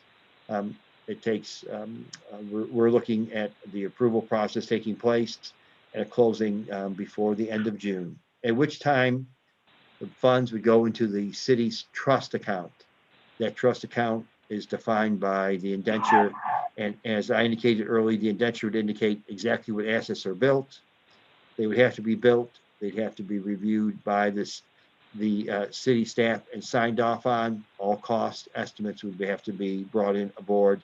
And so the projects would have to be delivered on time, on cost, per the indenture requirements directed by the city before the funds get released. So there's tremendous control. So in summary, this project is something we've worked on for a long time. Be very upfront about this. This is actually a very typical, straightforward project. I will say it's the first time developer with some consultants that came in from out of state that we've all been learning together about, but there's been a tremendous amount of effort put into this. And the framework that's put in place would be an excellent framework for any other proposed project. As your financial advisor, we're highly confident that the financing is reasonable. The proposed structure based on the due diligence that we've done would be creditworthy, and that the legal structure that's being proposed, as I indicated, would isolate the risk from the city, and that the professionals involved are experienced, are the industry leaders in administration, and will do an excellent job for the city, resulting in helping the city go through this process and manage it, resulting in a successful development. That concludes my formal comments. In summary, I'd like to answer any questions, provide any additional information that council has. Thanks, Jim. Thank you, Mr. Sabonis. So with that brief overview, that was on item 10, and that was the presentation of the PID District Number 1. We can actually take items 11 and 12 at the same time because he hit those. And so those were resolutions 21-036R and 21-037R. Council, was there any questions that needed? No. Okay. So I'll entertain a motion to approve. There's not really anything on 10, correct? That was just 10 is just the plan of finance. Okay. Just 10, 11, and 12. Okay. There, if you So will. 10, 11, and 12. I'll entertain the motion to approve those. So moved. Okay, Councilman Goodwin. Second. And Councilman Wilson, those in favor of approving that. And then what this is, okay. Aye. Three guys. Okay, so that's 5-0. And what some of those motions did is they set up a hearing to be kind of followed up in June. And was there another date in there? The public hearings on June 14th, and then the assessment, and the bond issuance will all be on that. Okay.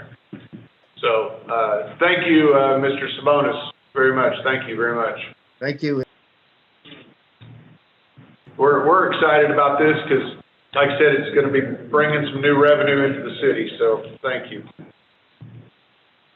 Thanks for y'all's hard work, Ms. Platt, and getting together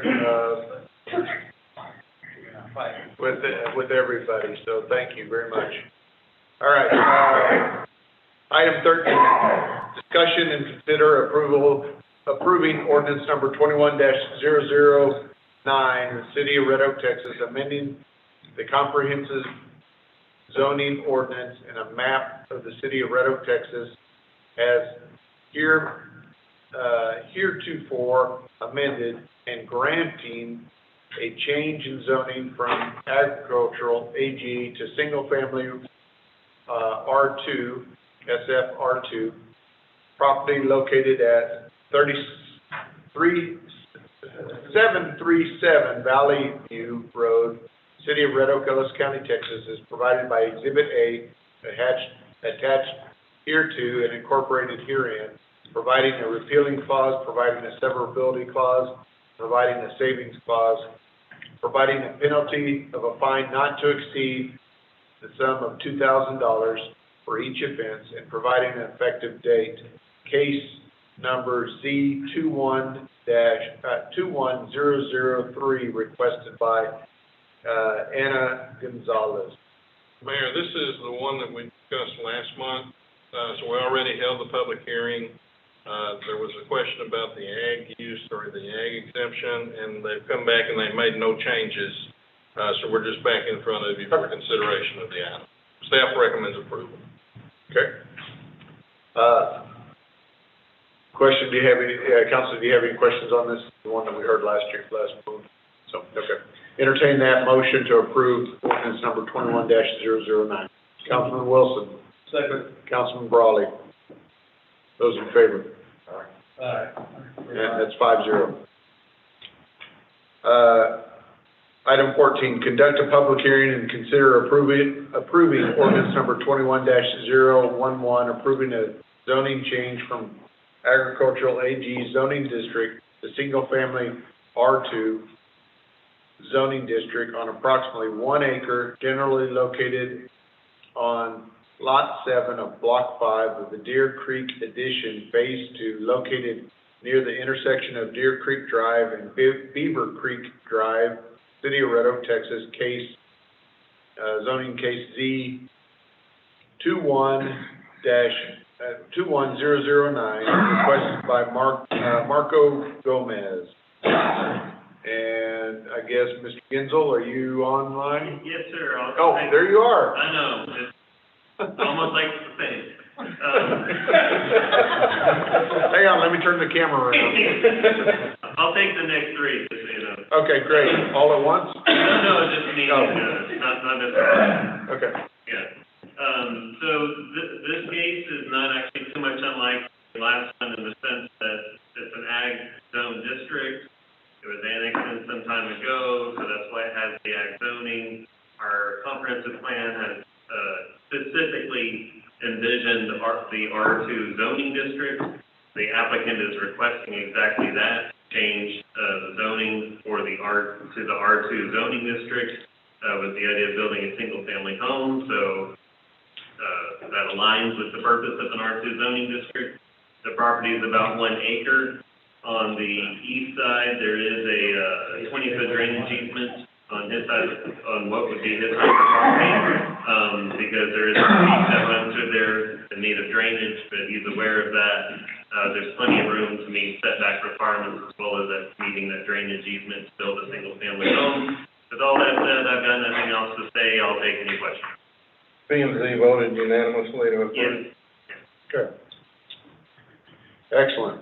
This is a public hearing, so I will open the public hearing, and the time is 8:37. Is there anyone that, Mr. Gomez, are you on? Yes, I'm here. Great. Do you care to say anything for that? Oh yes, we just, I bought this lot at Deer Creek. It was an agriculture lot, and I was just requesting to turn it into R2 zoning. I own a small company, a masonry small company, and on 2020 I kind of slowed down on my work, so I was just trying to find a new way to bring some income into my company, so by building this house and sell it in the future. Excellent. Sounds great. We're glad to have you, and I'm sure it'll work out. Anybody against this? All right, I'll entertain a motion. Anything else you want to speak on that? All right, entertain a motion to close this public hearing. Councilman Drake. Second. Councilman Brawley, and the time is 8:38 to close that public hearing. Those in favor? Aye. All right, that's 5-0. All right. Council, any questions that you need? Got enough information? Excellent. Entertain a motion to approve ordinance number 21-011. So moved. Councilman Brawley, was that you, or is that Councilman Wilson? Me. Oh, okay, and then Councilman Goodwin, you seconded, backing up everything. Those in favor of approval of this? Aye. All right, that's 5-0. Good luck, Mr. Gomez. We're looking forward to seeing what you design. Thank you, sir. Appreciate that. You bet. Item 15, conduct a public hearing and consider approving ordinance number 21-012, amending the plan development PD 71R4 to amend the development plan and development regulations to provide for an enlargement of an accessory building for the property generally located at 196 North Interstate Highway 35 East, City of Red Oak, Texas.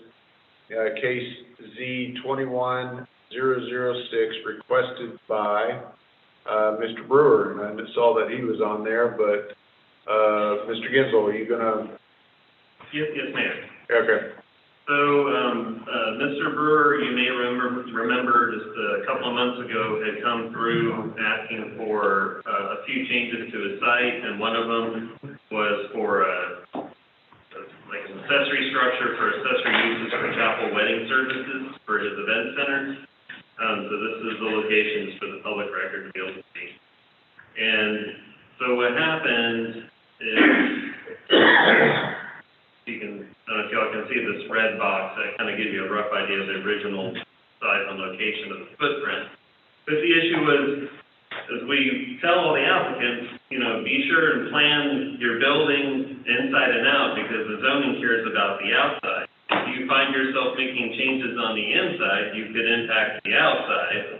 And when you're in a planned development zoning district like he is, staff cannot make a lot of changes administratively. We can approve small, little changes that aren't viewed as being very large or substantive, but this change is quite a bit larger, so we don't have that authority in the code to approve that administratively, so we've had to bring it back to you. So what had changed in his need was to have easy access to the rooftops to service the mechanicals where the AC and such would be on top of the roof. So he wants to do a stairwell inside. So long story short, making those changes to the building requires enlarging the footprint of the building, so thus a larger building. But on the site itself, that's it. That's the only reason for the change.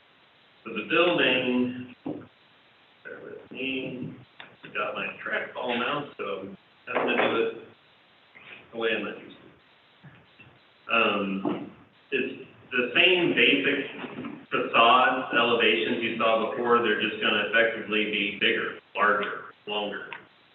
I'll give you a better image. And again, the color scheme, just like before, the intent is to match and be complementary to the main. So that aspect of this request is the same as the current event center building. He's so nice. Look at that. Thank you, Sue. And to give you a better idea of what was going on the inside, here's that stairwell I was mentioning. This is to be able to access the roof, so this is the reason for needing to enlarge the size of the building. With that, really, that's kind of the brief overview. P&Z voted unanimously 5-0 to approve it, but staff received no public input. We did have some discussion at P&Z regarding a concern if the rooftop access was for anything other than service of mechanicals. And our understanding from the applicant is no, it is only for service of mechanicals. It is not to say, try to create some sort of rooftop environment. That is not what's being approved here. With that, that's all I've got. Happy to take any questions, and I believe Mr. Brewer is on the line. So, this is a public hearing, again, and the time is 8:43, and I'll open that public hearing. Ms. Brewer, you have anything different you want to add? No, I'm here. Once again, I want to thank the mayor and the city for allowing us to impact the city. We truly appreciate you guys working with us. But I want to be very brief. I'm sure you guys heard enough tonight, so I have no further comments. I like it. All right, thank you, Mr. Brewer. Anybody else that's online that cares to speak on this? All right, hearing none, I'll entertain the motion to close it at 8:44 p.m. By Councilman Franklin. Second. Councilman Brawley. Those in favor of closing? Aye. Yep, 5-0, okay. So, do y'all have any other questions that you need to hear about that or answers? So planning and zoning, when was that, last week? I talked to Mr. Brewer, or I asked that question about the rooftop. My concern was that if we're having weddings there, lots of times we want to go on the roof and throw the bouquet off to people downstairs or to the toast and that sort of thing. But I think he said here that that's not the plan. So that was my concern here. I was just wondering if we could add that again. Make sure. Sure.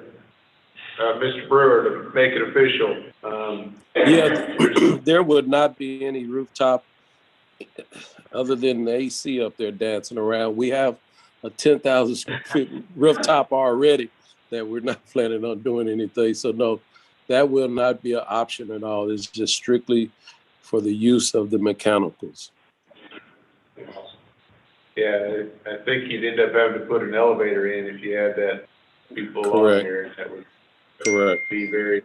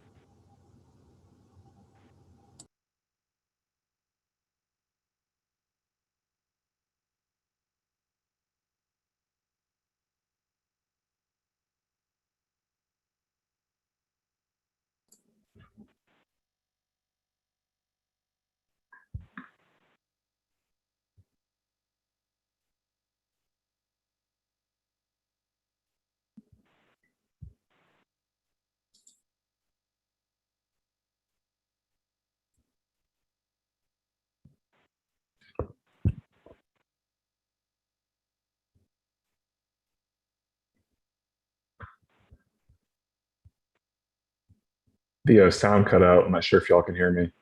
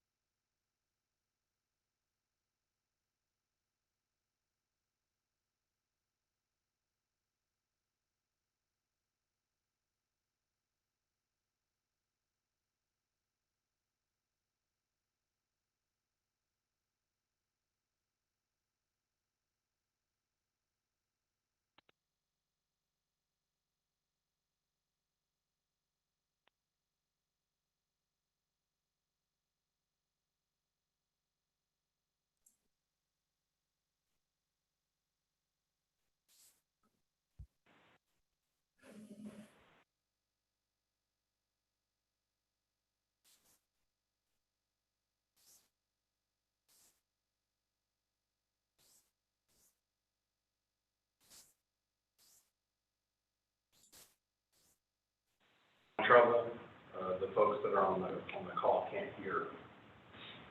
Can y'all still not hear? I can hear you now. Okay. Brian, you may just need to come up closer. You're a long way from the. I thought it From was the a microphone. meeting. Yes, sir. I think it was my last one. Sorry about that, audience. So hopefully everybody can hear me now. I'll assume that's a yes. Yes, sir. Okay, so again, staff and the EDC, since the EDC owns the property, we've all collectively tried to communicate with the applicant who's been receptive on what would be acceptable materials to the city. So as you can see in this image, this is what we've agreed to. You've got stone and brick, as well as what looks like wood is Nichiha, if I'm saying that right. It's like a synthetic cementatious wood product meant to look like cedar. Normally they would have a corrugated metal siding. Didn't look necessarily bad, just didn't seem right for red oak for our standards. So they did work with us on that, and working with I guess I'd say a lot of people had to work pretty fast because dealing with a corporation, it takes a while to run things through the chain there. So they've been very receptive. This side doesn't show it. I believe I got another slide. You may have seen it in your packet, there would be the tables and umbrellas here on this side. This is back, which is less interesting. The other side that you probably won't see. What I'm trying to get to here is the fuel canopy. Eventually. You got the gasoline there? Yes, sir. Yes, sir. And because I wanted to point out that they also went the extra mile to accommodate our request on putting the thin brick that'll be on the building to match to the columns under the canopy to just help blend and make the site look a little nicer. And this fuel canopy will be quite tall, so the elevation you see of the building is actually somewhat viewable given the height of that canopy. Then another point would be on their sign. So this sign would be 30 feet maximum height. It's basically a pole sign that's had the legs clad, kind of like the poles for the canopy with the thin brick, but it meets your monument sign standard. We have, again, this is a TD, so you can always ask to vary from the literal code, but we have similar signs of similar styles along Mobilla. This isn't dramatically different. From a planning perspective, if you were going to do a monument sign this tall, actually having the thinner columns that are bricked is less noticeable than, when they end up having a 3-foot wide masonry column that's 10 feet tall or more. So that seemed to be working. And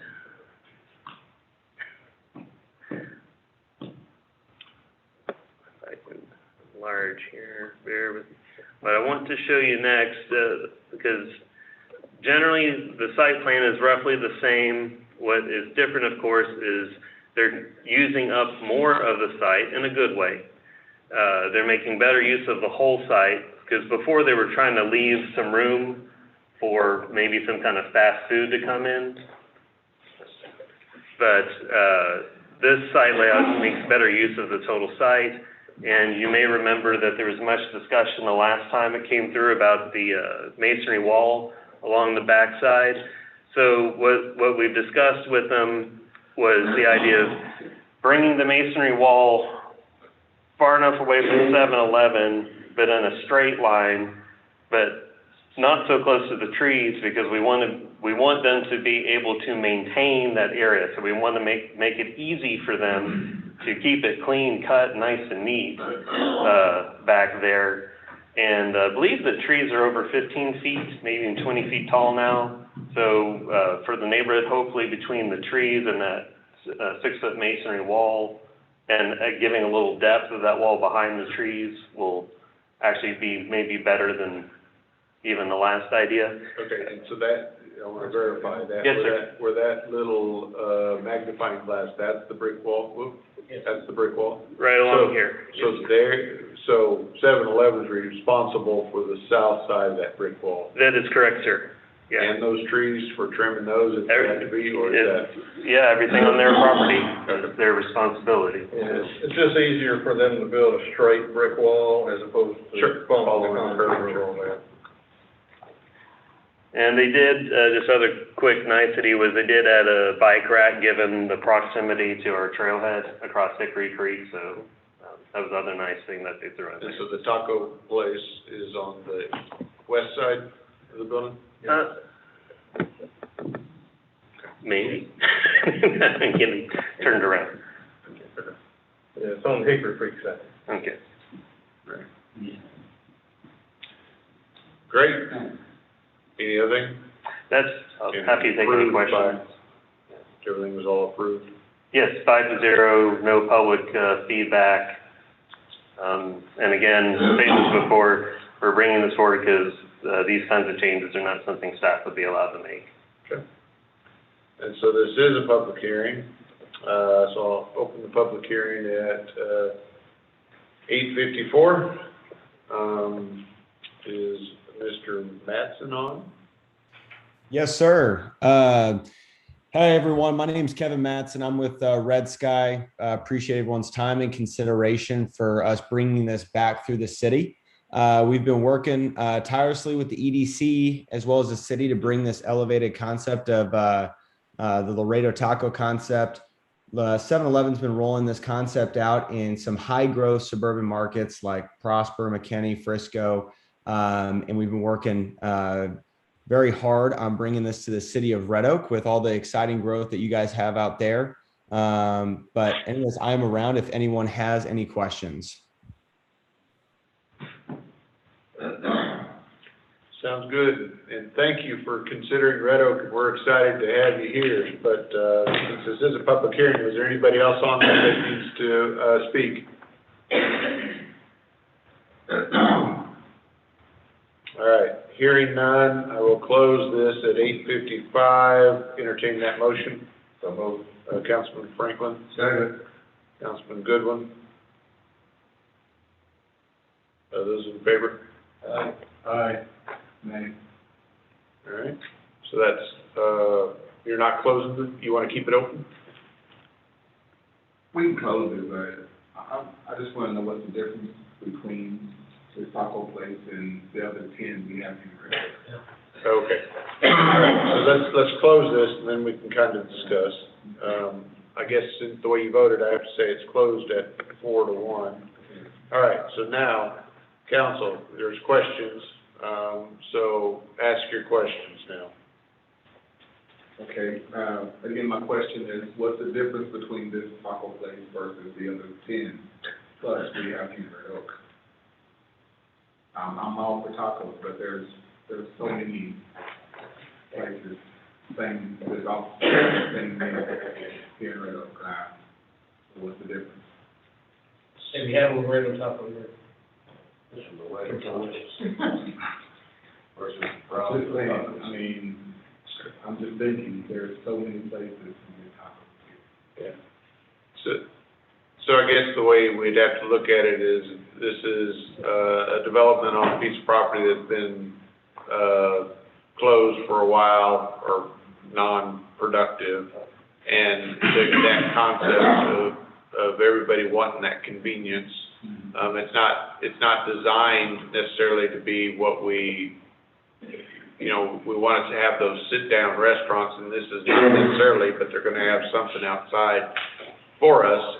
But it's gonna be for those people that are grabbing and going and still working, I assume, having to fill up, just like other competitors have a place to grab. But convenient. yeah, it's the convenience, but that's how I could explain it. It's kind of a one-stop shop. So from 7-Eleven's perspective, it adds to their revenue stream as well, so that helps them to make an investment and draw the investment into the property and the development. But it also gives them the ability to, if a customer like me, and I'm stopping to get gas and I'm on my lunch break and I don't have time to go all the way back to Dairy Queen or something else, I can, while I'm getting gas, run in and grab some tacos and go back and eat. You can't just get tacos at Dairy Queen.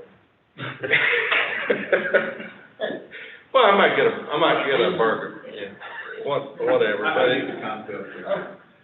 but I think it's a lot of it is investment driven from 7-Eleven's perspective. You see a lot of it nowadays, even with QTs and so forth. They're putting those dining opportunities within the stations. So I think that's really kind of what it is that combination for convenience.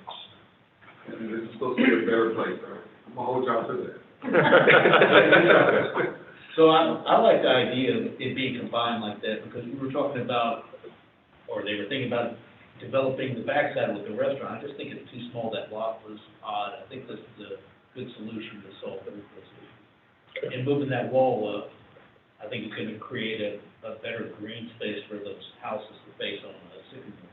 I think it's a good design.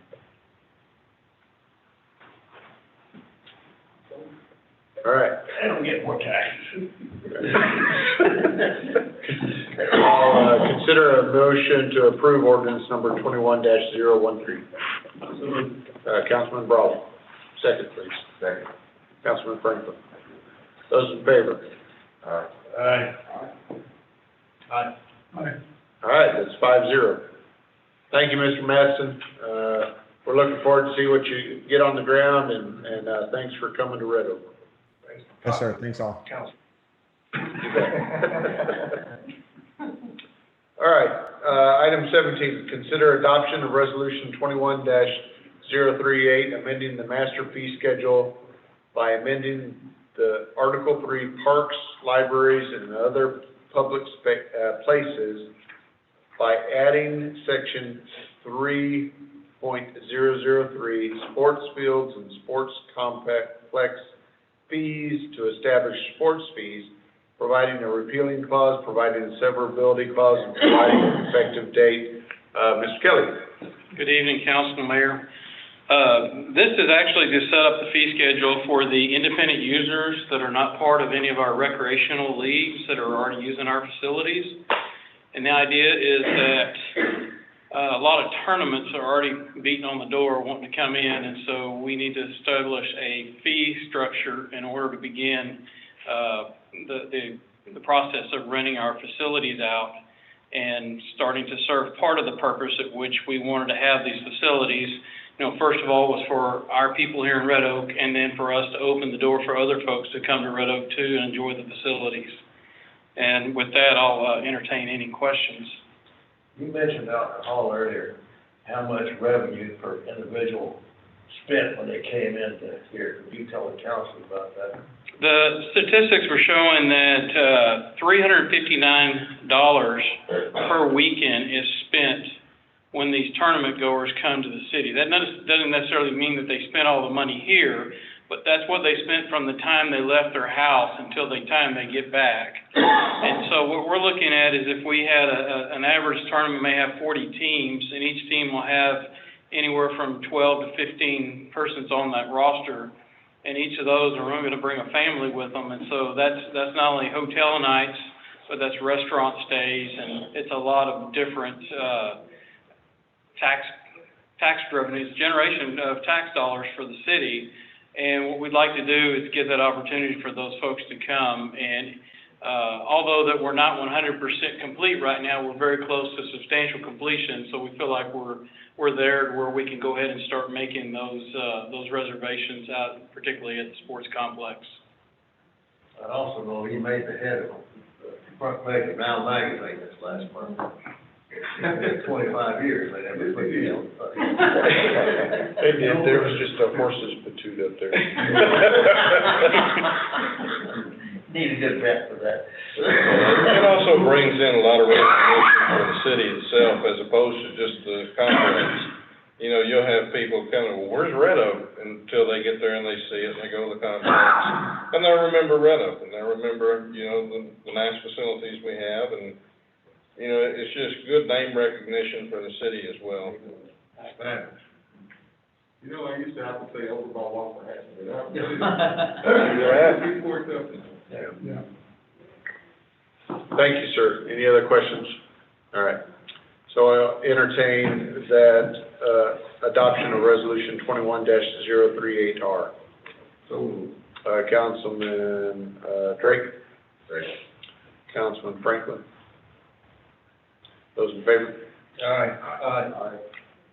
All right, that's 5-0.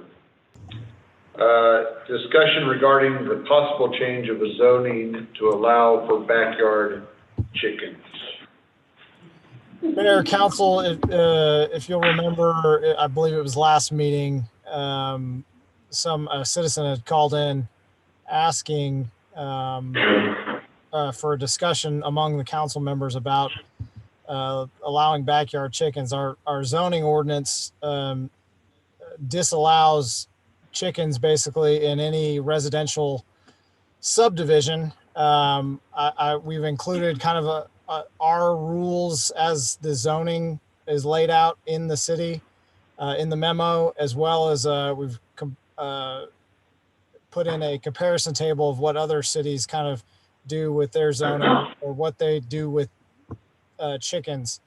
And it's mostly what we saw was everything that other cities do. It's all outlined in the animal control code and the code of ordinances and not actually in the zoning ordinance. So if you'll remember, y'all had asked us to go ahead and put it on for y'all's internal or external discussion here in an open meeting, to see if you guys would want to amend some of our zoning ordinances or animal control ordinances to allow people to have backyard chickens at their place of residence, if it's not in an ag operating district.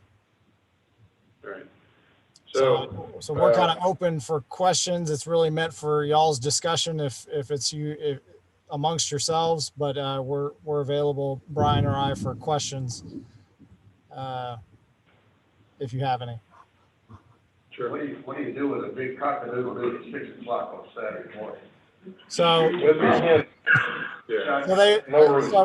right now our zoning ordinance, as we interpret it, specifically prohibits roosters, and we made that interpretation based of our noise ordinance. So kind of we did also put in some suggestions that could be added into the code of ordinances under the animal control subheading, and one of them would be to specifically disallow any roosters and only allow hens. That's or need. Yeah. Okay. That's or need. So, council, any kind of discussion, I asked for it to come on there, and partly because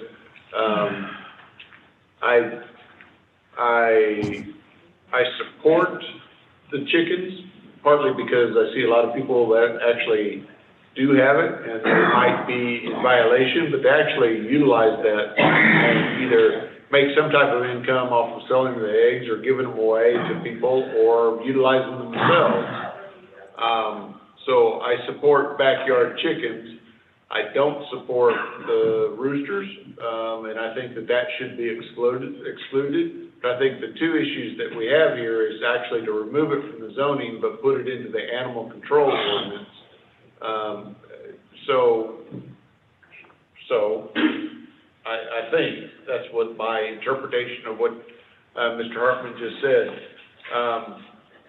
As far as nuisance and smell and things like that, I mean, I think that also falls into the same thing. You have dogs that produce piles, and if there's that issue that's going on, I think animal control or code enforcement can, I think, maybe I'm out speaking my mind, but then they can actually address that if there's a smell or there's an issue. I think you would probably also find that most neighbors realize that they have chickens and, probably are benefiting from insect control and stuff like that. So anyway, that's my opinion, but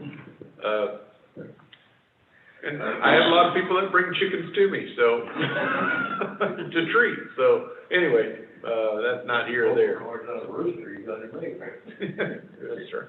I think, I looked around, and most of the cities that neighbor us, except Paris, allow have some type of ordinance or allow for chickens. Obviously, no roosters, and they limit the number and have some other stipulations, but I don't think it would be out of place to try to move this into the ordinance and getting that with the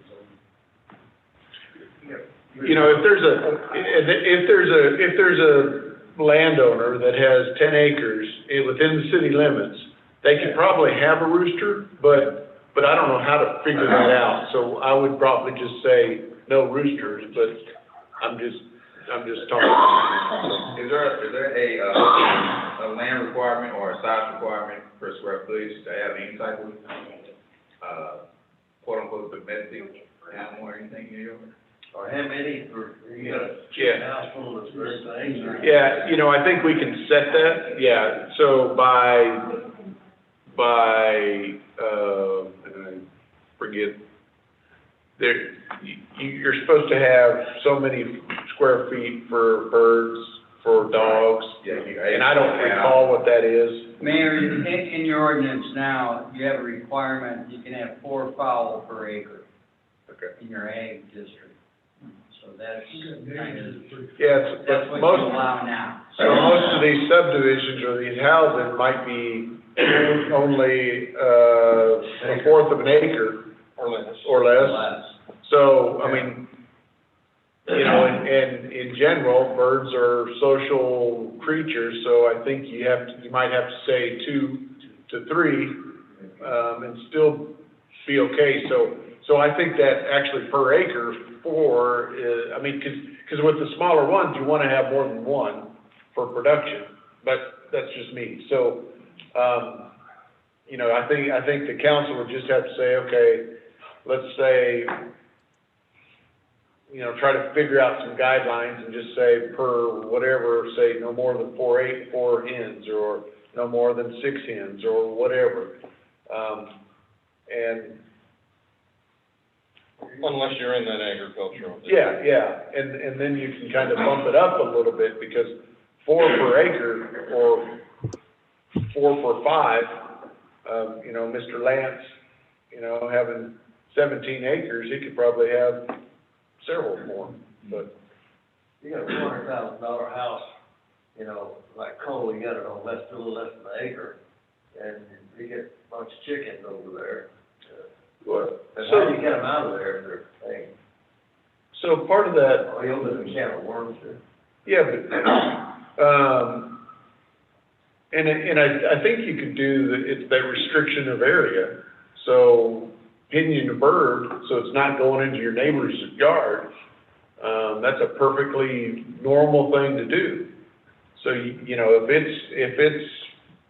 it's going 5 houses down, you know, I think there could be some guidance into that ordinance to say, you know, it's become a nuisance, you know, so. I think that would be my only concern, I have a 5,000 square foot lot, so they have a neighbor with 10 chickens. Yeah, and I'm not saying 10 or anything Yeah, like but, that. you know, give it that, but, yeah, that would be my concern. Chicken count. I'm gonna go for the cat one up here. They're required in coops. Is that what we have now? It doesn't say, it's just ag, and then it says in AE, the rural estates district is allowed agricultural activity, and then there's a provision in there that says 4 fowl per acre, without any other regulations. But if you come down from that, I think you seriously would need to look at having a coop requirement and some fencing and some other things that would be more confined area that, you know, there's a reason that they're not in cities now, is because of the density, and it's become very popular for people to have chickens to supplement their own dietary needs and. Neighbors can't. Et cetera. Neighbors can't, or possible. Why don't I recommend this? Why don't I pull some ordinances from some other cities and circulate them to the manager and let you guys look at them, and then we'll reinstitute this conversation when you've had an opportunity to educate yourself a little bit. I think that's a good idea. Yeah. So, Mr. Roberts, were you the one that brought that last time? Is that correct? Yes, sir. Yes, sir, I did. So how many chickens, how big is your lot? A little over a half acre, like 0.51 or 0.52. Yeah. And not to get you in trouble, do you have chickens right now? No, sir, I don't. I really don't. No, I wanted to do this the right way. Yeah, that's fine. You could lie to me, it's okay.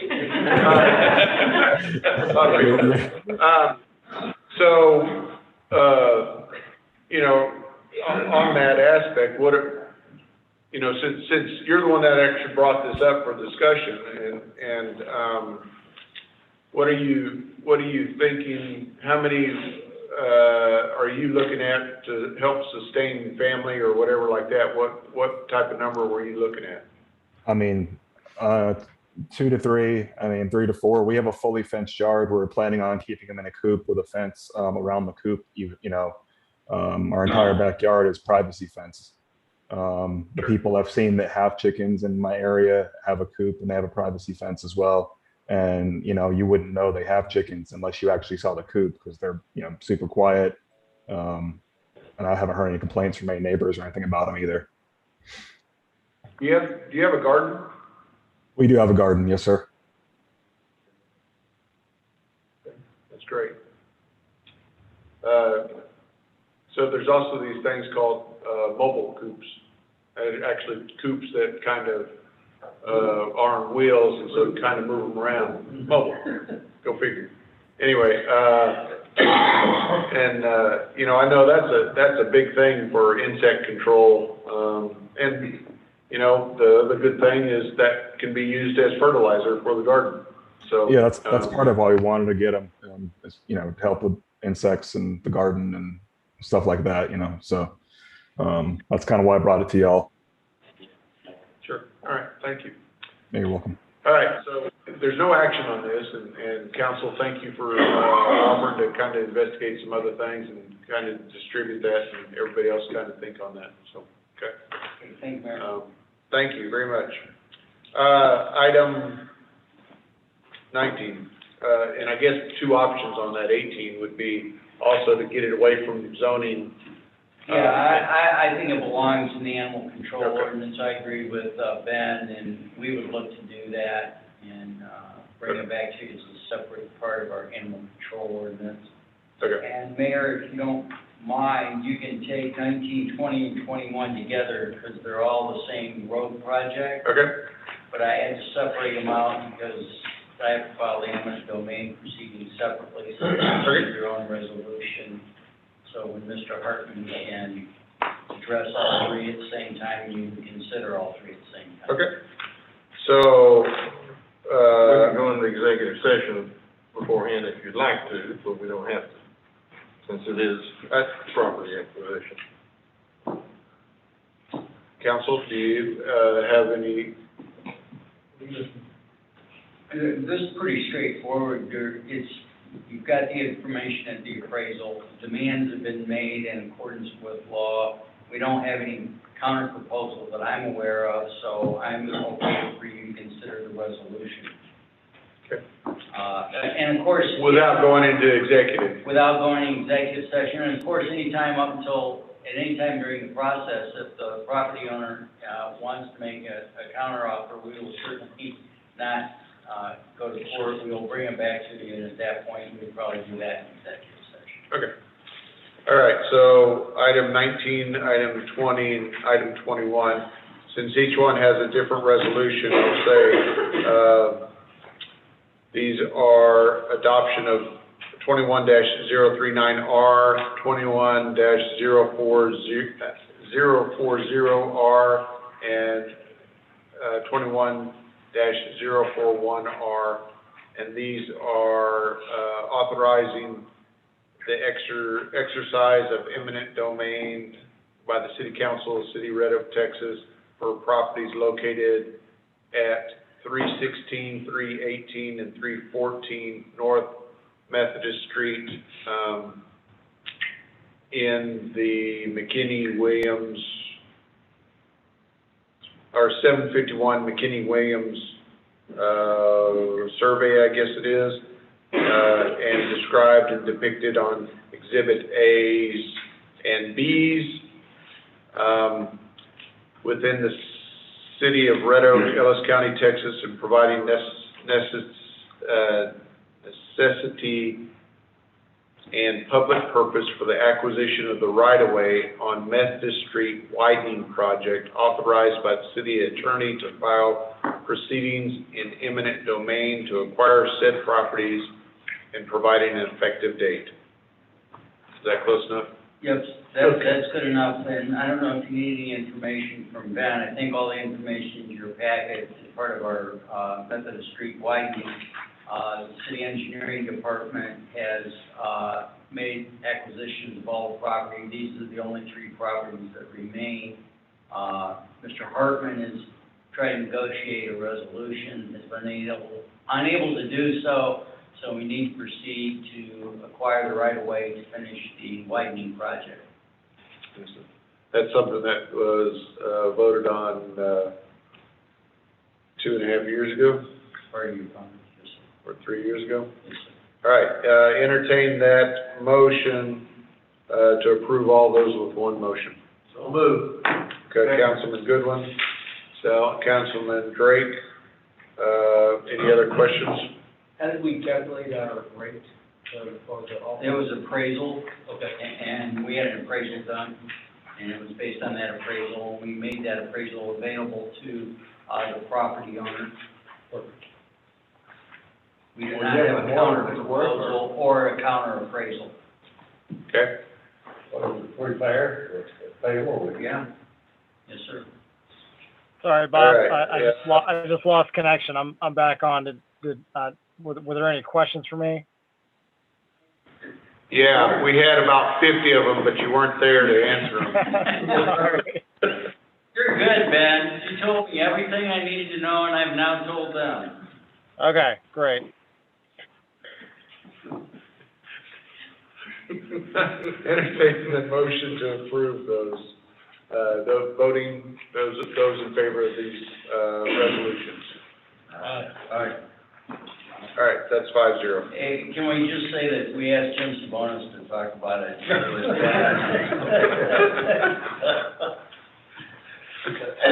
All right, item 22, appointments and reappointments of the Red Oak boards and commissions. Consider approval regarding the following commissions, boards or commissions. Item A is the Red Oak Economic Development Corporation. I'll entertain a motion to approve, Mr. Miller, who's been on there multiple years, Mr. Lightfoot, who's been on there multiple years, and, Mr. Zimmerman, who's been on there multiple years, and this will be a 2-year term from June of 2021 to June 2023. Entertain that motion. So move. Okay, Councilman Wilson, Councilman, Franklin, those in favor? Aye. Aye. All right, that's 5-0. Planning and Zoning Commission, reappointment of Derek Parks and, Scott Lindsay as regular board members for a two-year term from June of 2021 to June 2023. I'll entertain that motion. Councilman Franklin, Councilman Councilman Goodwin. There you go. All right, those in favor? Aye. That's 5-0. And we have an applicant, we have 2 applicants, right, for this one? Okay. So we have 2 applicants for the appointment of a regular board member for the remainder 2-year term from June 2020 to June 2022. And those are listed in our packet, aren't they? Yes, you got James McLean or Charles Brewer. All right, and so those are in your packet if you haven't seen them, which I know you have. And that would be vacating the seat that Councilman Franklin just left. We may have at least one and maybe an additional, alternate position coming up in the future, but this would be for the regular seat. Okay, so restate who is applied for that? Let's see, you've got James McLean, Spoonie McLean, or Charles Brewer. Okay. Any recommendation? So you have their bios in your packet there.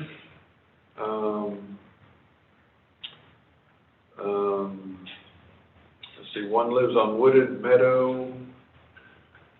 He's a crew chief, works for American Airlines.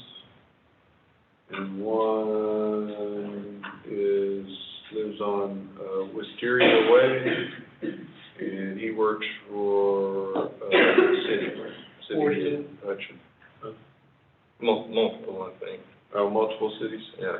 So James McLean is currently on our, comprehensive plan and Parks Committee. He's been trying to get on committees for at least a few years now. And then Charles Brewer, and I think he is with multiple cities. I'm not sure quite how that works, but I think he is doing a couple at least.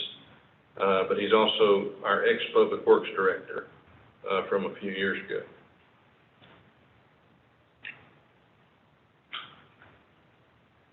I move we put James McLean on it as primary.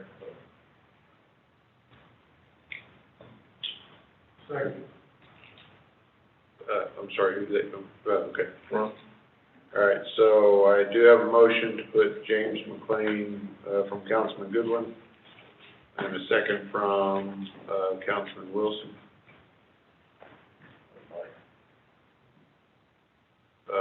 Any further discussion? Oh, yeah, that's the one who was employed with the city of Red Oak? No, the other one was employed with the city. Those in favor? Aye. All right, that's 5-0. Are we anticipating another opening anytime soon? Not for regular, I don't think, but we do have, at least one and maybe two alternates that will open up.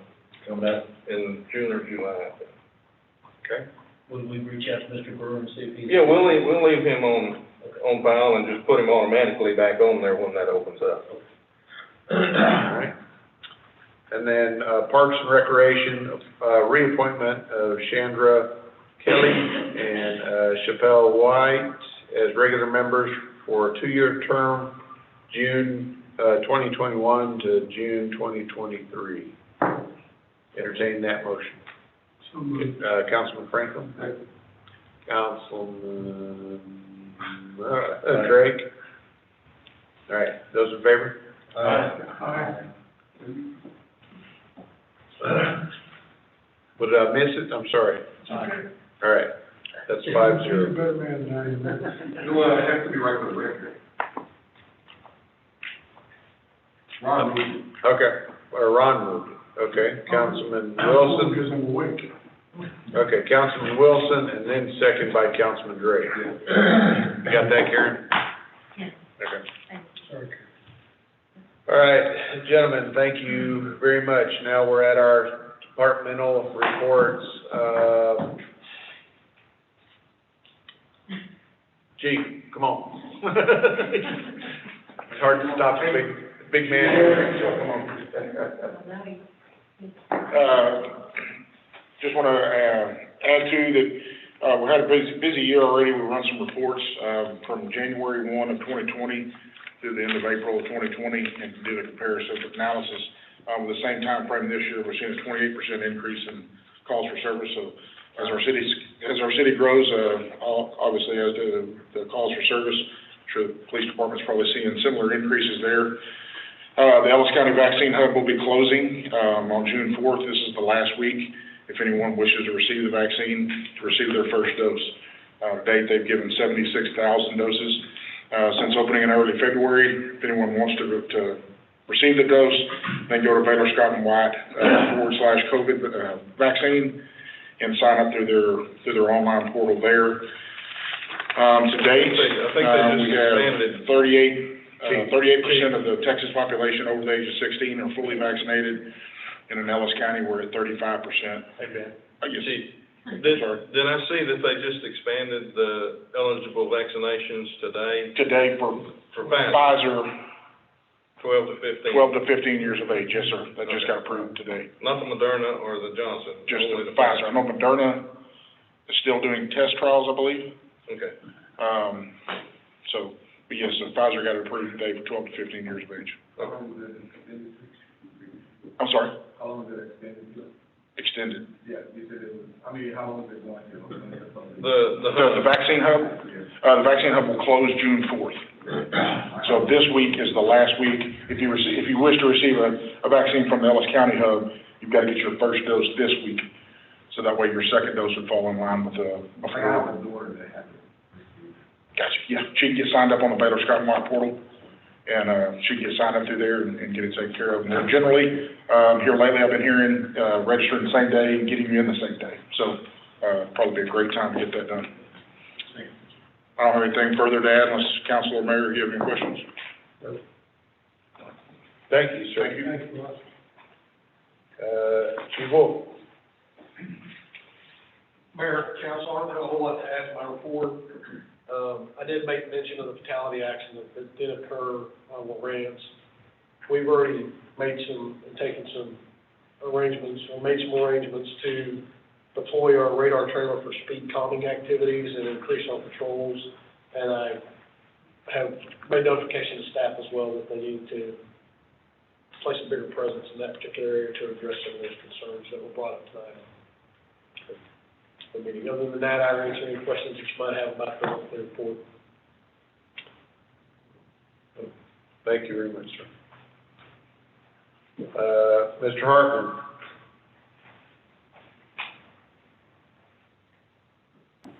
Sorry, I was on mute. I don't have anything to add unless you have questions for me.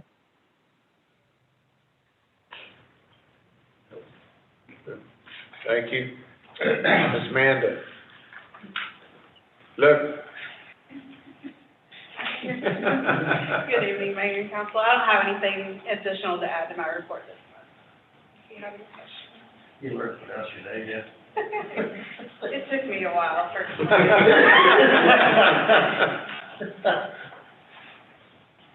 Please don't be offended. I'm not.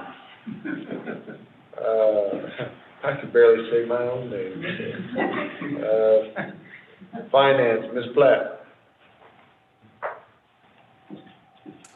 I don't have anything to add to the report, but I'll be happy to answer any questions, Mayor or Council, that y'all might have.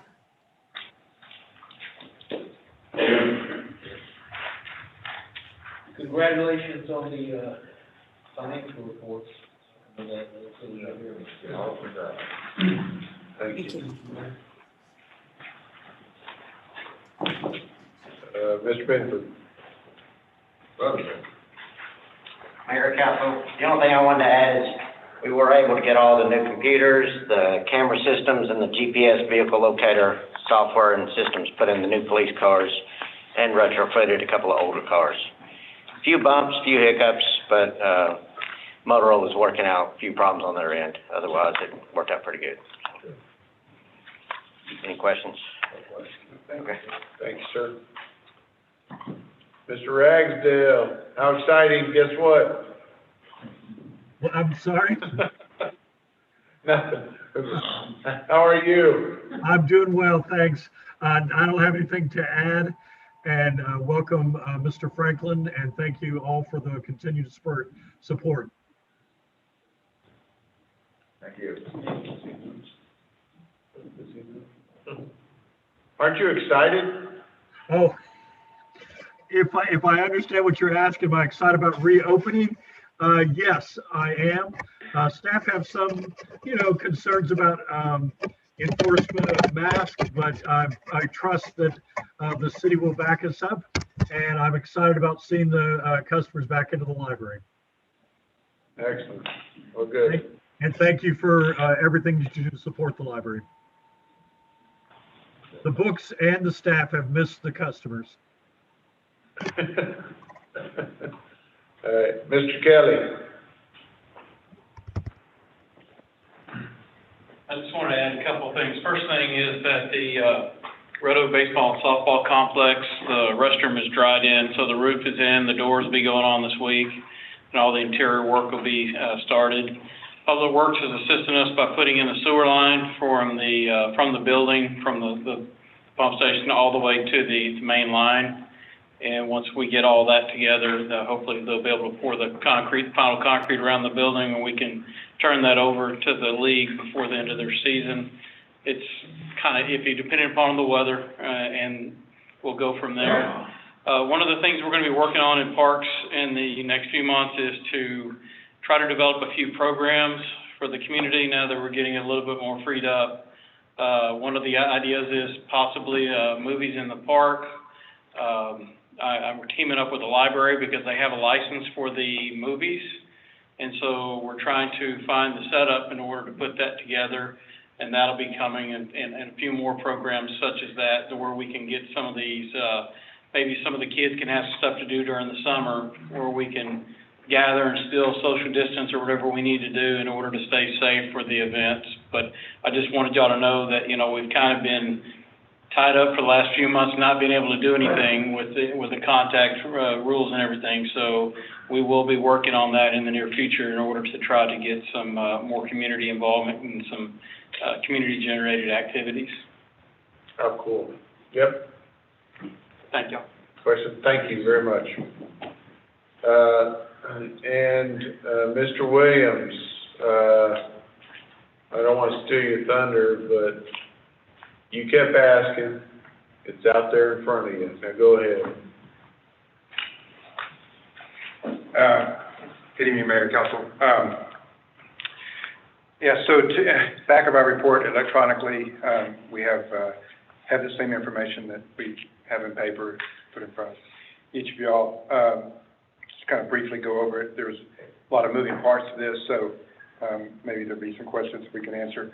And in the end, I mean, this is, we're looking for feedback from council, just as far as the direction that we kind of outlined here. So essentially, we did a windshield analysis, and we did it in various areas throughout the city. Obviously, there's a ton of streets to go through, so we just try to generalize it in different areas to get a feel for the condition of the streets, and then rate the streets. And that's in this report as well, for the streets that we did. After we evaluated them, we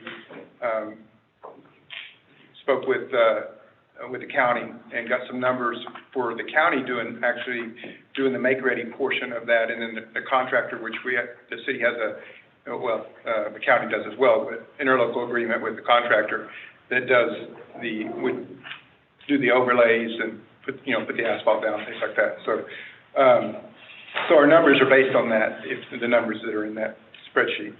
So the thing with the county is, and they sent us an email early in the year that they are trying to get a lot of their in-house stuff done, and they weren't going to spend or be able to spend much time working with the cities this year. However, I've contacted Kyle Butler, Precinct 4. We've spoken a couple times, and he hasn't committed to it yet, but if he can do something, and he, at this point, thinks that he would be able to, if we move on it, within 4 to 6 weeks from now, I guess, that he can do about a mile's worth of work, not more than that, and it has to be connected. So, taking all of that, we looked at, based on the analysis at that point, we put together like Pansy Street, Butterfly, and Sunflower. So those are connected streets. They are right at a mile. So that meets the criteria for the county doing the work. And that cost, and again, this is an estimate at this point, but that cost comes in about $234,072 for that. So that's going to leave us some additional funds that we're proposing. One of them is to spend about $20,000 doing in-house projects. We have just taking our worst areas of like, for example, our concrete streets. We have a lot of, just failures, individual failures, where we will just go in and scab in those areas. So you might end up cutting from center line to the curb, or from a joint out. It has to be so that the repair will stay repaired and not fail. So we have some money in there isolated for that, and we get a lot of calls for Red Oak Road, specifically between from 35 to 342. So that stretch of road with the intersections, Davids, Live Oak, Red Oak Road, and then Methodist. There's a lot of turning movements there, and the striping crossbars, skip striping on the whole roadway is just worn out. It's almost non-existent in some spots. So we're proposing having that done. We have an interlocal agreement with City of Grand Prairie. Most cities utilize that agreement and utilize Stripe-A-Zone. That's kind of the best, you get the best pricing that way through them. So we're proposing getting this new skip stripes all the way through, new buttons, and stop bars, crosswalks, things like that. That's thermoplastic, but that's a 5 to 7 year product. I think what's on there now, it's probably original. So however long ago Red Oak Road was redone, I mean, that's, it's probably at least 10 years old. It's lasted, but it's time to do it again. So, and then the last one on here is just another technique. So in our rating of streets, if it doesn't need to be milled and overlaid, then the technique would be some form of, just based on the condition, but some form of microsurfacing. So that's, or some people refer to it as a slurry seal. So it's a milled surface that lays down over it, over the existing asphalt, and it is about, again, a 5 to 7 year product, but it extends the life of that current asphalt. So we would in-house go in and crack seal if there's any little areas that need leveling up and just kind of cleaned up before this would go down the microsurfacing, then we'll do that in-house, and then the microsurface product would go down. So, and that was going to be which street? That was Blue Bonnet. Blue Bonnet. So that would, just that whole Highland Meadows area? Yeah, the entire Highland Meadows area that would take care of that this year. So ideally, I mean, yes, we have our comprehensive analysis being done now. They're putting together the data, compiling that, but it's not going to help us this year with our existing funds. We have about $313,000 for street repairs, and so we're, if our estimate's close, everything that I mentioned would expend about $311,000. So, but that would certainly get us a long way down the path for this year. So over on Stayback, that's a long stretch. Mm-hmm. But from living out in that direction, you probably don't need to do all the Stayback. I would think from the bottom of the hill, where Bachelor never meet, from the bottom of the hill on the left back toward Nokomis would be about all you need to do on that. That's a pretty rough road right now. You can't hardly hold on the car. No, I agree. I mean, and we rated that area. So basically all, we were staying back. So just wondering, you have to do the whole, I don't think the whole road really needs that. No, one thing talking to Kyle, and, Stinson is Steinbach is actually in precinct 1. Precinct 1 has not guaranteed us the same availability that precinct 4 has. We're in communication with them. But part of that is just being able to balance out the funds, so that it has the greatest effect, just as far as, if anything, I mean, instead of looking at traffic counts, in this case, we're looking at density. So the density when the roads rate the same. So the ratings would come out the same there, as far as the roads that we're talking about doing and Steinbach, for example. So, so then we, not comparing traffic counts, but looking at kind of the density factor of how many people would be affected if we do something there versus not doing something there, or doing it on Steinbach and not doing it over here. So, again, it's, this is trying to have an effect this year with our current funds, and then bring in the whole pavement analysis that's being done, and then we can take a holistic look at how best to attack, our roadways in general. So, I'll go catch some hell from that Steinbach crew, I'll tell you, because I'm out there, I hear it all the time. yes, sir, I understand, and, and I agree, because I get it too, and I get it from everybody. I don't know what it is, it seems like we did that, repave that thing about every 5 or 6 years, and it just goes to hell in a handbasket. What, we need to do something. Well, one thing what year was it? 2016. Yeah, 2016, Crump, Circle, and Steinbach Court were done, but they were done with the chip seal product. Yeah. It's cheaper, but you know why? Yeah. We are not going to implement that procedure anymore. It'll be asphalt, a 2-inch, at least asphalt, where you won't see that kind of degradation in 4 or 5 years. I've been, I started on council before, Mm-hmm. and man, we've done that thing so many times, it seems like.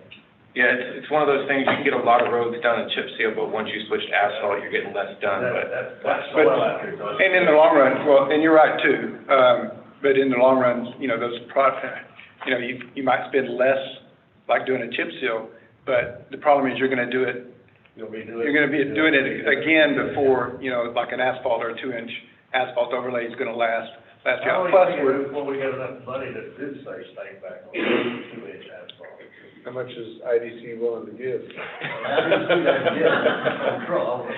Roads, money, I mean, we just parts over. Or maybe you need to amend your bylaws and start doing that. Well, no, I would have a little problem passing that, I guarantee you. Well, it all depends on what you want me to ask for next week. We can all sing together. So based on this cost estimate, to do Steinbach Road would be a little over $600,000 just for that one road. That's the whole road. That's from end to end. But you're talking about around half or less than half of it. Yeah, but that gives you kind of an idea. Yeah, well, I know it's gonna be, if you do asphalt, a mile and a half or whatever it is, it's gonna get up there. And it's gonna take the heat for the next couple of years on this. And, just for example, like it's crucial where we can to utilize the county services, because a lane or a mile of road work is an additional $50,000 if we're paying the same contractor that's doing the overlaying part of that. They can do the make-ready part too, but it's gonna cost us $50,000 more per mile than it does if the county does it for us. I mean, we're still paying the county, but just less. So that's why we're trying to coordinate this as well, this year, So what we're really looking for is input or any additional feedback, because the plan would be at the next meeting to come through with an agenda item to approve these expenditures and get the work going, so. 300,000, enough in the budget for a city our size, and our, going like we are, it's just not, seem like it's a little bit light. It's pretty loud. But at the same time, you gotta remember, we're spending a lot of money, that'll be going into Yule Road and going into Methodist Street. As well, so we got, several million in total. Yeah. It's just, those are for the bigger, more traffic roads. Yeah, and in the long run, what we're working on is having a pavement management plan. So so whatever we're doing here this year, then that will be backed up. So if we do pansy, butterfly, and sunflower, and those do get milled and a 2-inch overlay with asphalt, then within 3 to 5 years, part of that will be we'll make sure that it's being crack sealed, so you're not going to have any subbase erosion because of any cracks, because you're going to get cracks, right? So But you can protect that and extend the life out. And then when it's needed, then we'll come back with a microsurfacing, which is, really pennies on the dollar, but it extends that life of that asphalt 5 to 7 years longer before you have to do anything else. And it's a beautiful product too. Yeah. You can't tell, when we go through microsurface, it looks like a brand new road. Yep. As a matter of fact, it's been about 6 months, I guess, but, Casey Hargrove needed something done, but it was actually on TxDOT right away, on a villa, or 664, going into Oakmont. He was gonna have to restripe, have that restriped and cover up what was there, but that was a chip seal. And so that you can't grind off what's there. They don't allow it within their specs.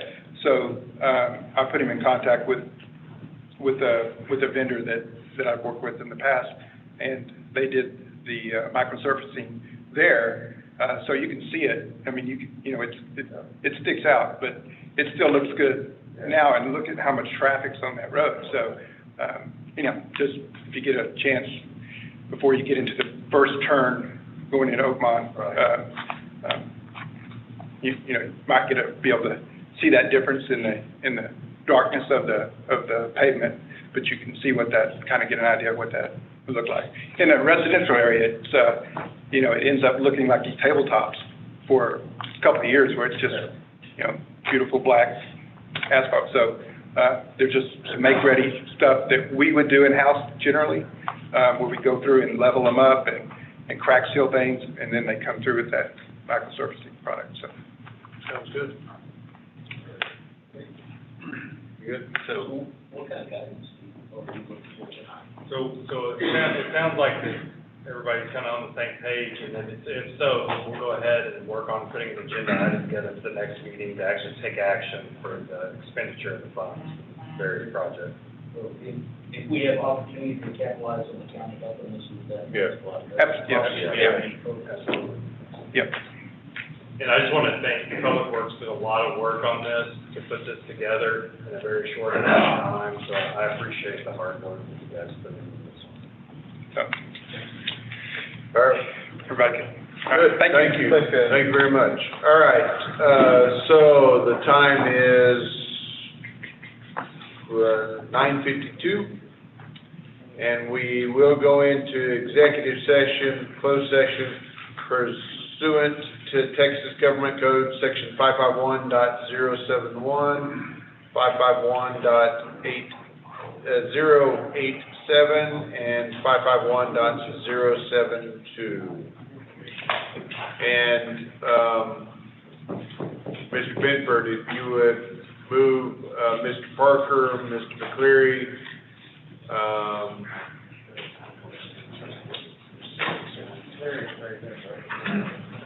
I think that's it, probably. Okay, and then everybody else who's in here, if you'll move them over to the breakout session.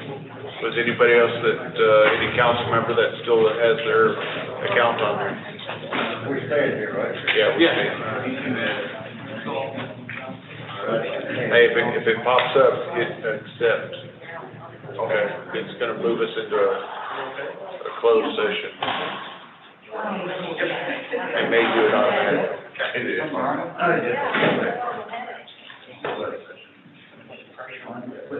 You don't see the message I'm getting on my phone.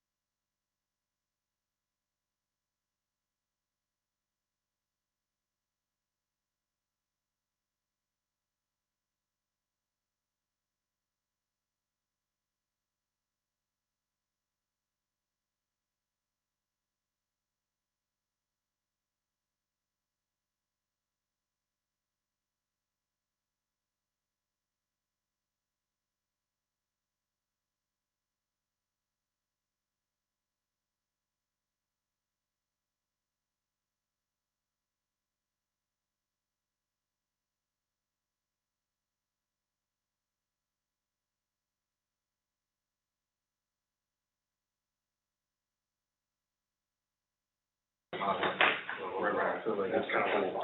Yeah.